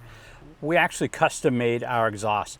One of the things that you'll find about a Fit is nobody makes an aftermarket exhaust that's really bigger than 2 inches.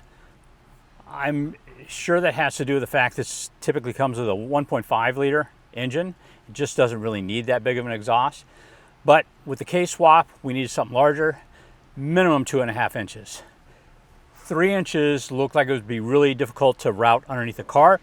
The exhaust actually comes out, makes a U-turn, goes back along the side, and then up over the twist beam axle and out the back, and room is kind of at a premium there. So what we did was I went ahead and purchased a exhaust 2.5 inch exhaust kit for like mild steel, and it was I think about $87 on eBay. It came with a U-bend, a couple of 90s, maybe some 45s and some straights. We only had a few scraps left over of bends, but it had just enough to get it out the back of the car. And then for the muffler, we used a K-tuned 2.5 inch stainless steel muffler. Got actually a really nice sound with this 2.5 inch exhaust that we have on here. So turned out really good. I like the tone of it.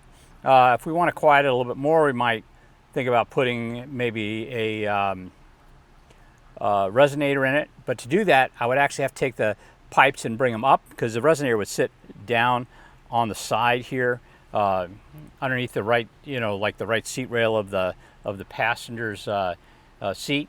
And you actually, to put a resonator there, you'd want to come up into kind of a recess there and then back down again, just like it does on the stock one. I'm not going to do that though. My catalytic converter actually does a nice job of toning down the noise.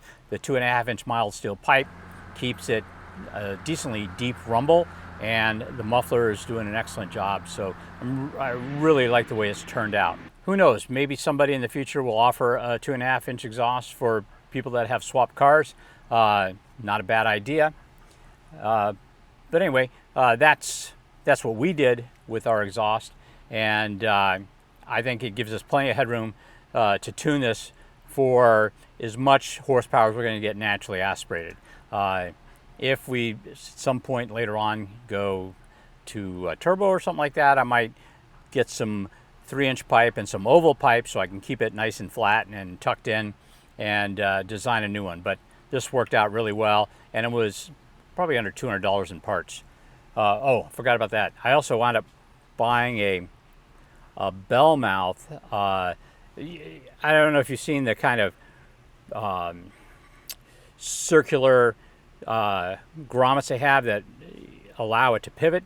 I did purchase one of those too. In fact, what I'll do is I'll put links in the show notes for all the parts that I bought, where I bought them. So if you'd like to do the same thing, you can buy the parts I bought. Anyways, guys, thanks a lot for checking out this video. There's going to be more videos on this Fit. Obviously, we're going to put some AC on it, and once we get that done, we're going to take it to the dyno, see what it's doing.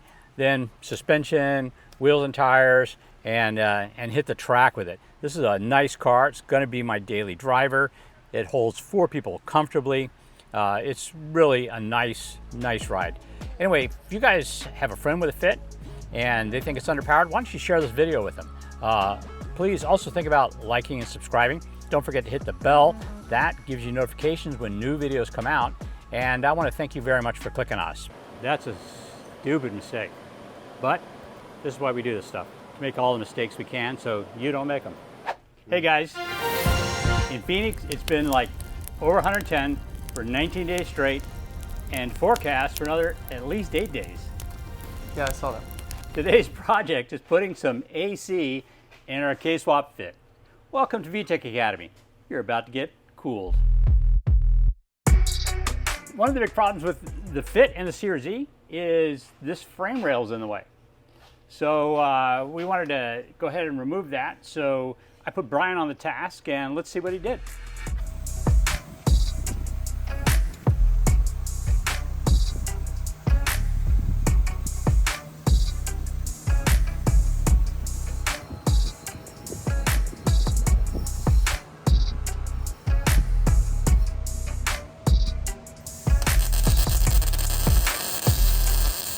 So if you look at the side of the frame rail, you can see how this kind of goes out and into the engine bay a little bit. We had the same thing going on over on this side right here, and that was gonna, obviously our K-Series engine is much wider, and that was gonna go into it. So he's got the leftover carnage. Here are the parts that used to be in there. So basically we cut them out until we had room, and luckily the subframe is supported by this over here. It's not a subframe, I guess we call it a core support. It's supported by this over here, so it didn't move. So then we actually built a little bracket, and after Brian built a paper model of what he wanted, we built this little bracket and then welded it in order for it to maintain support of that one side. We didn't want to do anything with the crash structure, so it's still nice and tight. So this is kind of overkill, huh? I definitely think it's overkill. So if I make one for sale, should I make it out of thinner material? I would go next size down. All right. And it should be just fine. Cool. I mean, this is nothing more than a pop can. Yeah, I mean, basically this is 1/8 inch thick material with like 11 gauge. I think I can go all the way to 18 gauge actually. Oh, So, yeah. so we'll change it out to 18 gauge and see what's going on. But now we have room. We've got the ability to do this and get our AC going. The other thing Brian did was he made a new line. Our old line actually crossed underneath in front of the frame rail, and that area is no longer there to attach to our core support. So Brian actually modeled a new line specifically for doing that. We had some aluminum tubing, so he bent it up. We joined it together actually with a 1/4 inch all thread in order to put everything where we needed to. And with this, we'll take this to the AC guy and have him make our line using the proper ends and everything. One other thing we got to add into it is our pressure sensor. Pressure sensor. Yeah, that's ECU wants to see that. I think that can hang out right here though. I think it'll be just fine. Put that right there, plenty of room. All right, yep. So we've got all the parts. Somebody else has the expertise. We'll send this off and get it done. All I have to do is make the soft lines. Yeah. Next step, head down to the salvage yard. Yeah, we're gonna need a new firewall block. A new firewall block? Oh, that's right, yeah. We made that one to a plug. Yeah. All right, so I need to make a list of parts. Firewall block, we need an cuts. AC compressor from an Accord, because it'll be single wire. Line cuts. No, we need a 3-wire. Oh, we need a 3-wire? Oh, that's 3-wire. So we may wind up using, the Accord one's actually single wire, so we may wind up taking this off the Accord and using it, because usually this is like in line, it goes in here like that and then out. Oh, yeah. So we may wind up using, we might even just use that compressor. That's off an 06 Civic Si. I'll take a look at the Accord one, and if it is compatible with this wiring. I can take the wiring off and just put it on. That'd So- be easy enough to fake. That's Oh yeah, we could make the plug and everything. All right, cool enough. not yet. Yeah, it will be cool. All right, About time winter rolls around, we should have it done. as we Ready for next summer. as we tend to do. All right, we need to find a belt. We need to find some hoses. We need to have this all made up and get it charged up, see if it holds pressure. All we can do is try. Hey guys, I'm back here at Exact Dyno and Tim Kelly, and we've got our K24Z powered Honda Fit. And we're gonna see what kind of horsepower it makes. Also try a little bit of basic tuning. One of the things I know is a problem is we have a MAF sensor in here in a tube that's probably too big for it. Although the car felt like it was running well, it probably wasn't running optimally. So we're gonna see if we can coax a few more shy ponies out of this. So I had been hopeful that what we were gonna be able to do with this is turn off the MAF, MAF, and just use temperature, air, and map sensor in order to figure out what our air charge coming in was. Turns out you can't do that. I'm not sure if anybody makes an ECU that's modifiable like that on this particular computer. Again, this is the 2008 TSX ECU, very similar to the 2009 TSX ECU, very similar to the 2008 Accord ECU, but we'll probably wind up doing some mathematical jujitsu to kind of interpolate what our air charge is and combine that with our fuel in order to get it all to work properly. But I have confidence in Tim, and we'll see what we can do. Okay, right now we're doing a 3,000 RPM test run just to kind of establish a few basic parameters.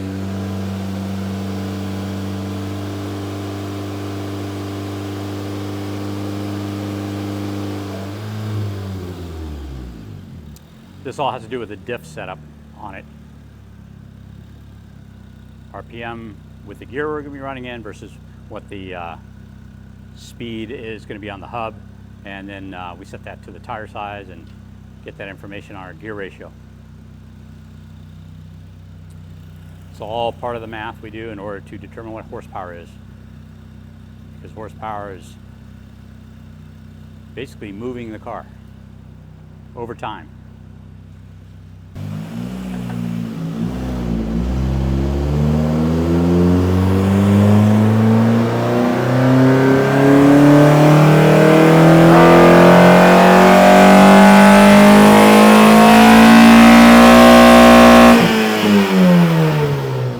Did VTEC even come on?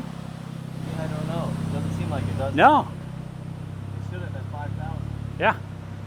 Looks like VTEC didn't come on. It said it did? Okay. Yeah. I don't know if I believe it though. Yeah. It did. You know what? I've heard it.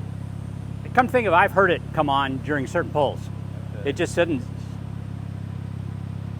yeah, it would have been at 5. Yeah, it should have been like. Downhill from there. Yeah. So looking at the dyno, there's really no difference between on VTEC and off VTEC. The computer says VTEC came on, but it doesn't seem like it did necessarily. Here's a fascinating issue. When I drove this car with the L15 in it, I used to fill it up with 87 octane all the time. I do believe it still has 87 octane in it. I think we pulled the motor with almost a full tank, and now we are running out that tank. That's a stupid mistake. But this is why we do this stuff. To make all the mistakes we can so you don't make them. Well, we ran into an interesting problem. K-tuner module has stopped communicating with our computer, so we're going to have to check that out and see why that might be happening. So we have a communication error with our K-tuner. This particular one was actually in a car years ago. We had it unmarried from that computer and put in this one. I'm not sure if it's a problem with that or maybe with our cable, but we need to do some, I'll get a new cable, we'll do some further testing, see if we can figure out why it decided it didn't want to talk anymore. It's idling at about 900 when it should be idling at about 750. So that tells me, and actually Tim tells me, that it's probably a small air leak, a really small air leak. So we'll check, make sure we don't have like a bent plate on the throttle body or some air leak somewhere else. But we 158 horsepower, which is vastly underpowered compared to what we thought we'd have. We thought we'd be closer to 200. We will be back at the dyno again after we make some repairs.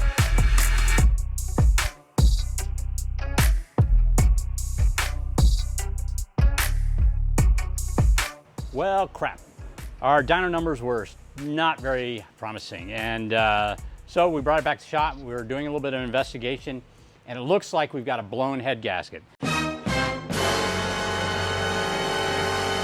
This engine, once it warms up, just starts pushing water out of the radiator, and that almost always means that it's pressurizing from cylinder pressure, so we need to do something about that. So it's going to be interesting to see if we can do that in the car.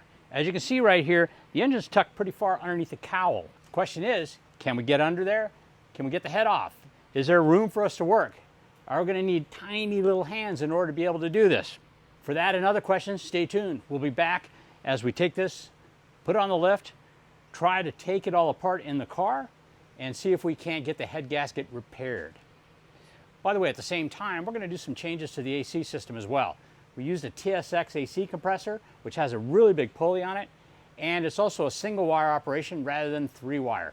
And the FIT system wants to see a 3-wire compressor. So at the same time, I'm going to try using an 06 Civic compressor. Might even be able to get away with some stock hoses, get that changed, and hopefully everything works out and we can get this thing back on the dyno and get full power. Anyway, guys, that's the end of this episode. Thanks for joining us. Please think about liking and subscribing. I think this thing's going to be a blast when it's all done. It's going to be really fast. In fact, we might have to race it against a couple other fits we have. The joy of VTEC.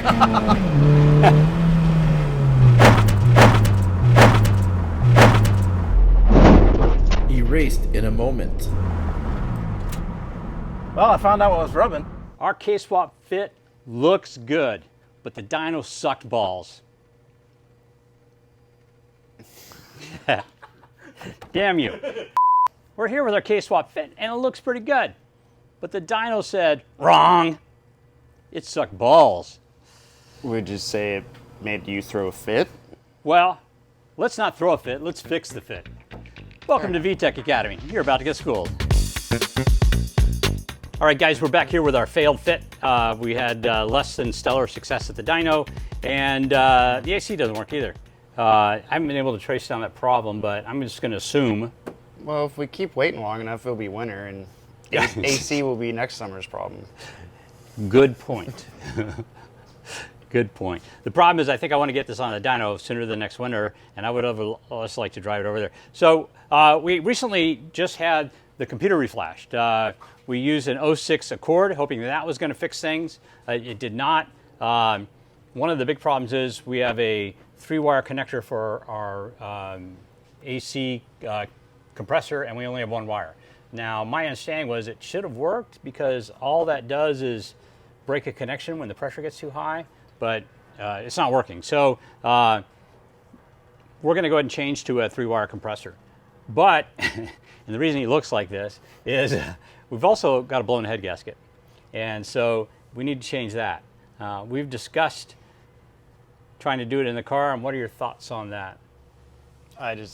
If we had to, maybe, but we have the means. I just want to drop it out. Yeah. Work on it on the ground. Even with the cowl vent off, I don't see, it just seems like a real fun time playing with the chain and the gears. Right, I think that's way tight back in there. We were able to change the coil packs and spark plugs and stuff with like that, but pulling ahead, particularly off these higher bolts. I'm sorry, pulling the valve cover off those higher bolts. It's just getting the valve cover up, period. Yeah, exactly. We might be able to just drop the motor slightly and do it, but yeah.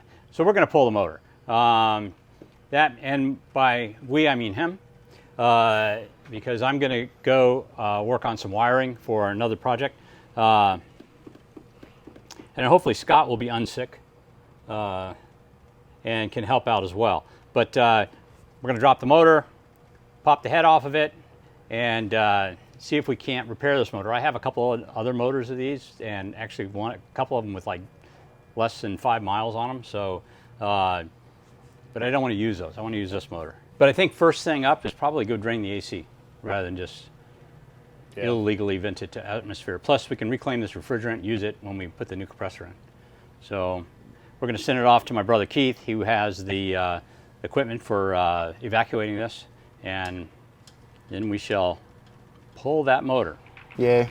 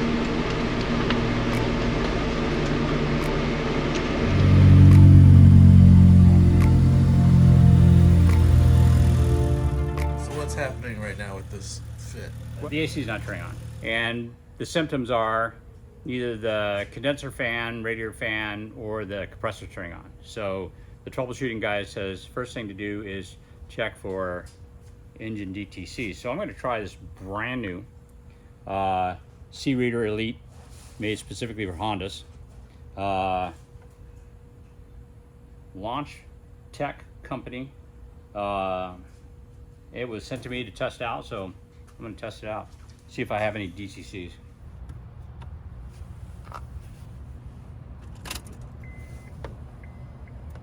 Professional diagnostic tool. Here we go. Welcome to use C-Reader Elite Honda. English. Passport Wi-Fi. You can't see it. Well, let's see if I can figure it out without a manual. When all else fails, that's when you read the manual. It's not an Accord. It's a fit with an Accord ECU. Auto control system RPM higher than expected. Auto control system RPM higher than expected. All right, they've been cleared. So, interestingly, the high idle DTC code was turning off the AC. The AC now works. That's pretty freaking amazing. It said if idle was too low, it would cause it a problem, but apparently any idle DTC. I now have AC. Who the hell knew? It's interesting. I had another code reader, one I had purchased probably, I don't know, it was probably 80 bucks or so, or 60 bucks. And it would not clear that code. It called it a permanent code and wouldn't clear it. This one cleared the code. So, I mean, I need to do a more in-depth review of this, and I'll probably find a Honda mechanic so that we can look over it and see what happens, but I have AC. Yay! All right, we'll take it for a test drive soon enough. You're in reverse. Let's hope so. I'm pretty sure. Oh my gosh, this is kind of like my... All right. This is kind of like my mom's Civic. Aaron's taking the first drive in the K-powered Fit. Unfortunately, we don't have the AC running yet. There'll be more on that later. It's okay. It's not even 100 here today. Yeah, it's only 99 right now. See? Well, it drives like a regular car. It drives like a regular car. Ah. Wrong. Okay, it's not regular. Where's the temp? Did you get a temp gauge on this thing? What? Where's the temp gauge? There's no temp gauge on these. What's up with that? It says, it tells you if it's cold. Tells you if it's... And it tells you if it's hot. But otherwise, doesn't want you to think about it. You're like, why would a Fit owner need to know if their car's warm or not? So it behaves like a normal car. Wouldn't you say? Yeah. With just a little more poop. Yeah, it's a little more sauce. We'll see when we get out on a main road up here. Yeah. Can we go right? Sure, yeah, turn right, you get on University. All right. What was that We sound? just lose. What was on the roof? Was there something on the roof? I don't know, just keep going. Keep going. Let's see. It still steers. Yeah. Well, we'll find out if we need it or not. Yeah. I don't think anything important was up there. I wonder if there was a tool in the engine bay. Hey, look, there's another Fit. Think they'll want to race? Think they'll want to read. If they're Fit drivers, I'm sure they do. Oh man, this knob's coming off here. All right.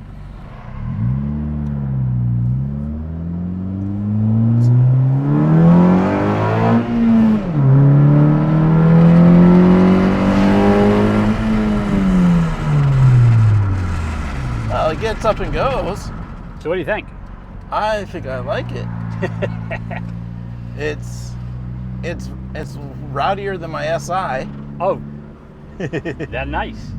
You know, it's like it drives in slow speeds in second gear a lot nicer than my SI. Yeah, the SI has that thing that it does in second gear. The mounts are a lot tighter.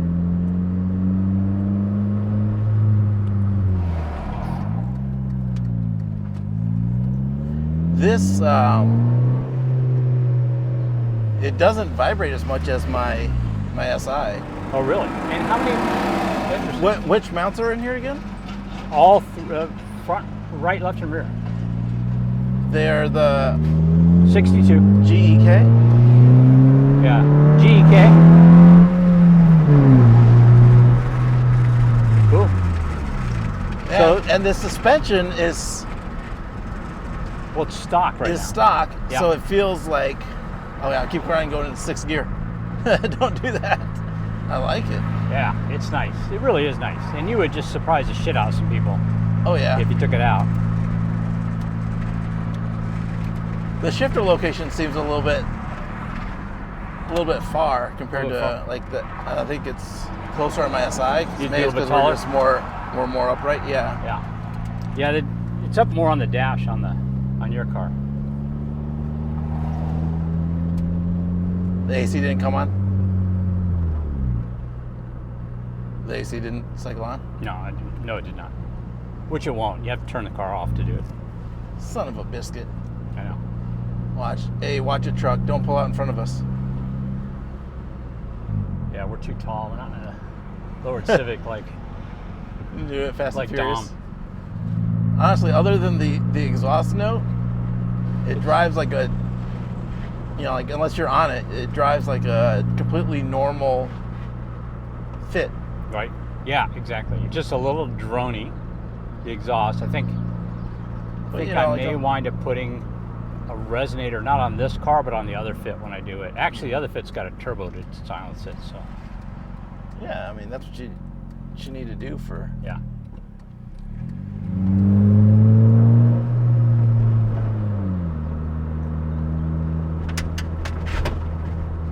The heck, rocks. That rocks. Sounded like it. Maybe more tools, but I think it was a rock. I don't think there were any tools on top of the car. All right.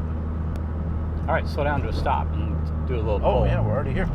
Yep. All right. I'm going to see what this thing does. There's no. See what you think. Let's see. Let's see, nobody's entering. Let's see.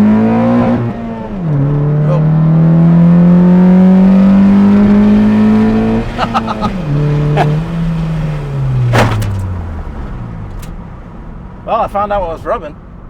We did. Oh my All right, god. turn around, go back and pick that Oh my up. god. The fender liner that just was- shut out. That was our fender liner. Apparently it was, Done. It was. yeah, it was decided it didn't need to be there anymore. So- We'll have to see if it did any damage. See if it's self-clearancing.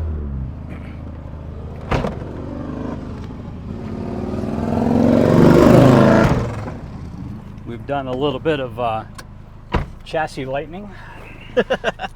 Probably even better performance now. Yeah, the 5-speed though is different because like in 2nd gear, it takes a little to get like the RPM up. It falls out of VTEC. Yeah. Yeah, that is a problem. I think that if I was gonna hold on to this car, I would change it to a 6-speed transmission. And I would probably get a 2012 SI transmission. And Which what's has- the red line on this engine? Because It's not that high. I was going to something like 7, but I feel like I hit Yeah. it, didn't I? Yeah, I think I hit the cutoff. Yeah, you did. You popped right onto it. So I'll have to look that up. All right. So funny, there's no fender liner on the right side, and I had forgotten there was one on the left side. I think that's what I totally sensed. So today when I pulled the front bumper off, that that didn't somebody get probably tucked it up, and then when I put the front bumper back on, It didn't get. It went underneath yeah, it, maybe. it went underneath it, so it was caught air.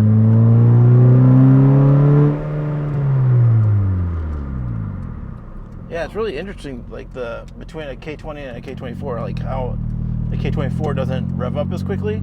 No. But I'm noticing, like on the speedometer, I'm going faster. It's just like less. It's more of a push.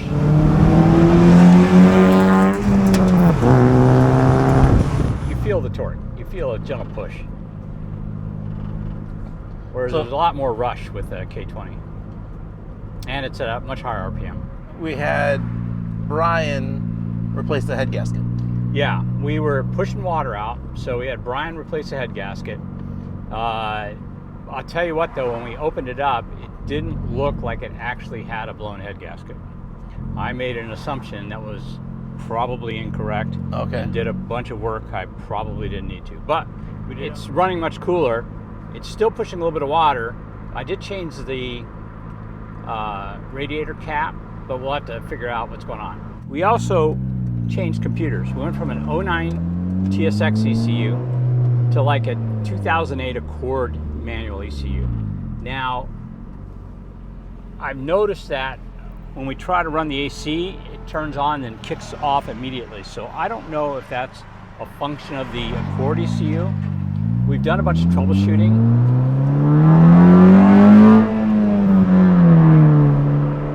And there's no problem with the pressure switch or the thermal switch on the compressor and in the AC system.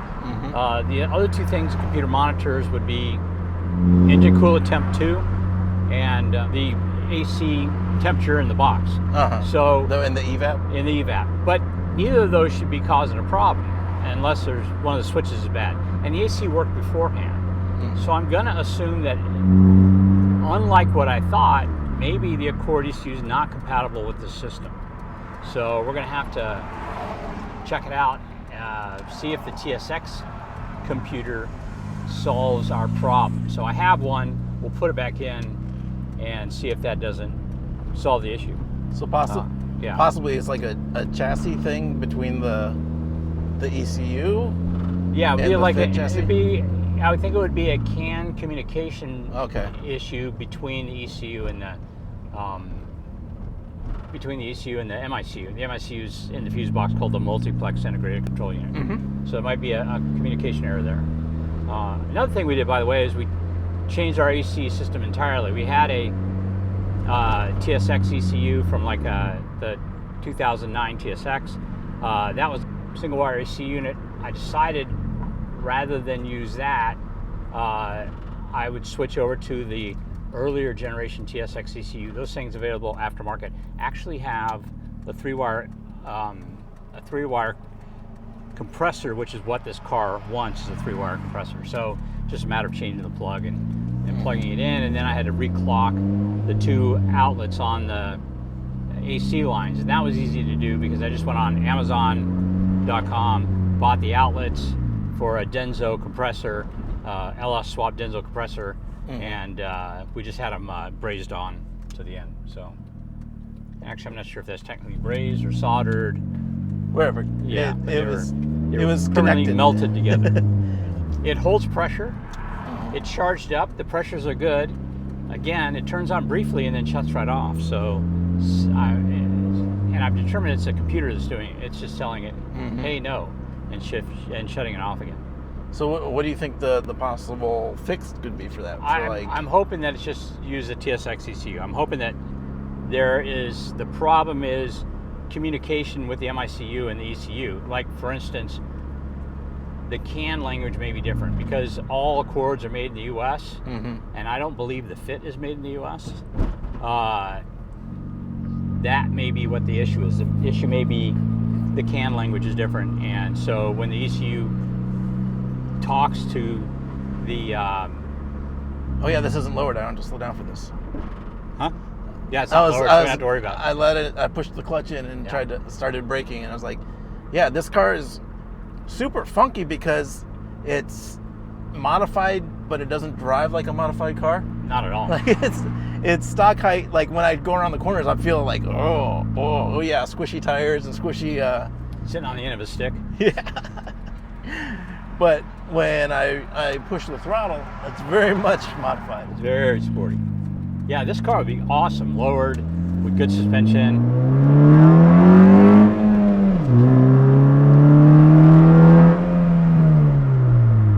Yeah, this car would be awesome with good suspension and a little bit of aero on it, you know. It'd be a fun track day car.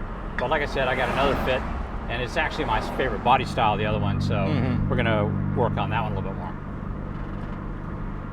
This one, we need to get the AC running. Once I do that, I'm gonna put it up for sale. Yeah? Let somebody else drive it in anger and have some fun with it. I mean, why would you be angry driving this, though? Yeah. Unless your AC went out. Yeah, or somebody passed you who shouldn't. you got to play enforcer. You can't pass me. I have horsepowers. So what else do you think? What? Like and subscribe. You're like, what are you doing? I just wanted you to start talking, and then I would rev it up. Yeah. Oh. And then you were like, dude, cut it out. give me motion sickness. Have you noticed it's got a lot of cup holders? I have 4 cup holders within easy reach of me. Yeah, see, it goes around corners like. Which is really good because Yeah.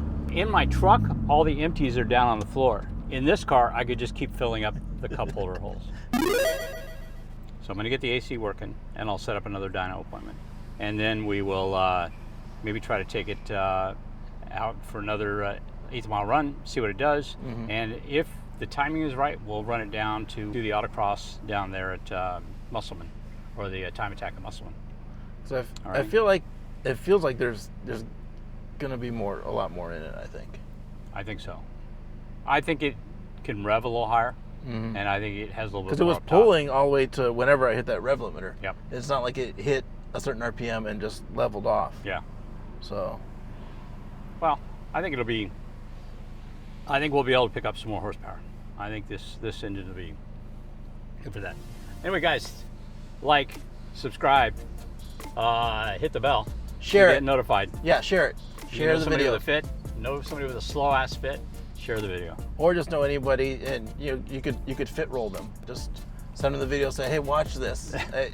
Hey, every view counts in the analytics, and who knows, they might even actually like it. That's right. Nolan from Donut is in town. We're doing a swap in his hatch. Ooh, race car.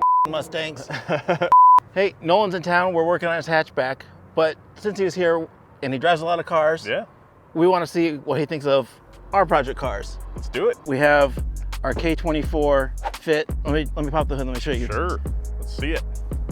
Looks stock enough. Dude, no holes cut in the hood, so that's good. That's a good start. All the way down to the wheels. Yeah. I mean, you got to ride in it this morning on the way in, but you haven't driven it yet. Ooh, yeah. It even looks pretty like OEM. That's amazing. Yeah, it does not look too out of place. No, except for that shiny cold air intake there. Yeah, it's a hot air. Hot air. Yeah, hot air intake. I mean, aside from the intake. Yeah, this is a K24 out of a TSX. Wow. K24Z, K24Z3. Well, maybe it's out of an SI. I forget which one it's out of. But 200 horsepower, nice fat torque band. And this little car, I think it's probably one of our favorite cars to actually drive on the street. Yeah. So, do you have many K-Series swapped Honda experiences? Only the EG that we built. That's the only one that I've really driven. Honda's rule. Not a fit, just a Civic, and that's kind of like a pretty dedicated track car as well. That's it. Yeah. Yeah, this one's a trip because it's a super tall car and it's on stock suspension. Yeah. It is not hardcore at all, but when you get on it, it definitely sounds like a rowdy party. Well, let's give it a rip. Let's do it. Give her hell. Yeah, like I said, like you said, rode in this morning, not didn't drive it. But I will say the whole time I was like, I want to drive this thing. God, forgot about that. Brian said there's a good straight or something around there. Oh yeah. Oh man. Yeah, so much torque just. Yeah, this is our least rowdy of the bunch. Ah!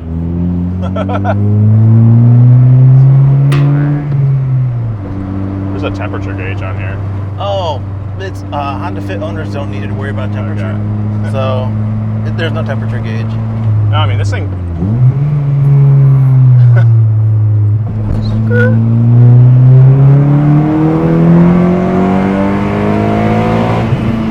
Oh, slow down. You can see how this could be a feasible daily driver. Yeah, tiny car like this. You said 200 horsepower? Yeah. Oh my god.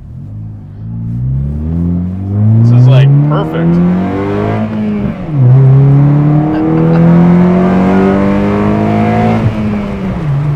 Yeah, I mean, it's not like insane. Yeah. But it's more than enough. And I mean, Honda would probably not sell any of these if they sold it like this. Maybe 1,000, you know? Well, you know, originally they were going to do a Fit SI. Oh. But yeah, sweet. yeah, they were going to do a Fit SI, but then Ford killed their the Fiesta ST or whatever it was. Oh, okay. So then they were like, yeah, I guess that makes no sense for us. So they're not going to do one. And this probably would have been like a K20 maybe instead of a K24. This is such a good amount of power for this car. Again, it's not like crazy, but it's. I mean, these things aren't in their stock form. They're not the snappiest, like craziest cars around. But man, that rules. It just, with everything else, how the car's set up stock, you know, with the kind of high suspension and everything else, it all comes together to make it a really, it's just fun. This thing's just fun. Well, that was awesome. Yeah. So what's your overall impression of something like this? I love it. I mean, it's taking something that already is a great daily driver and just making it that much better. And I kind of wish they built it, you know, from the factory like this. Yeah, it's great. It's interesting with the K24, like the red line's a little bit lower, but you get to it super quickly in a car this light. It's great. Yeah, I love it. Anyway, guys, thanks for joining us, and we'll talk to you next time. Like and subscribe. Hit the bell. Like and subscribe. Hit the bell. Like and subscribe. Hit the bell. Hit the bell. Like and subscribe. Hit the bell.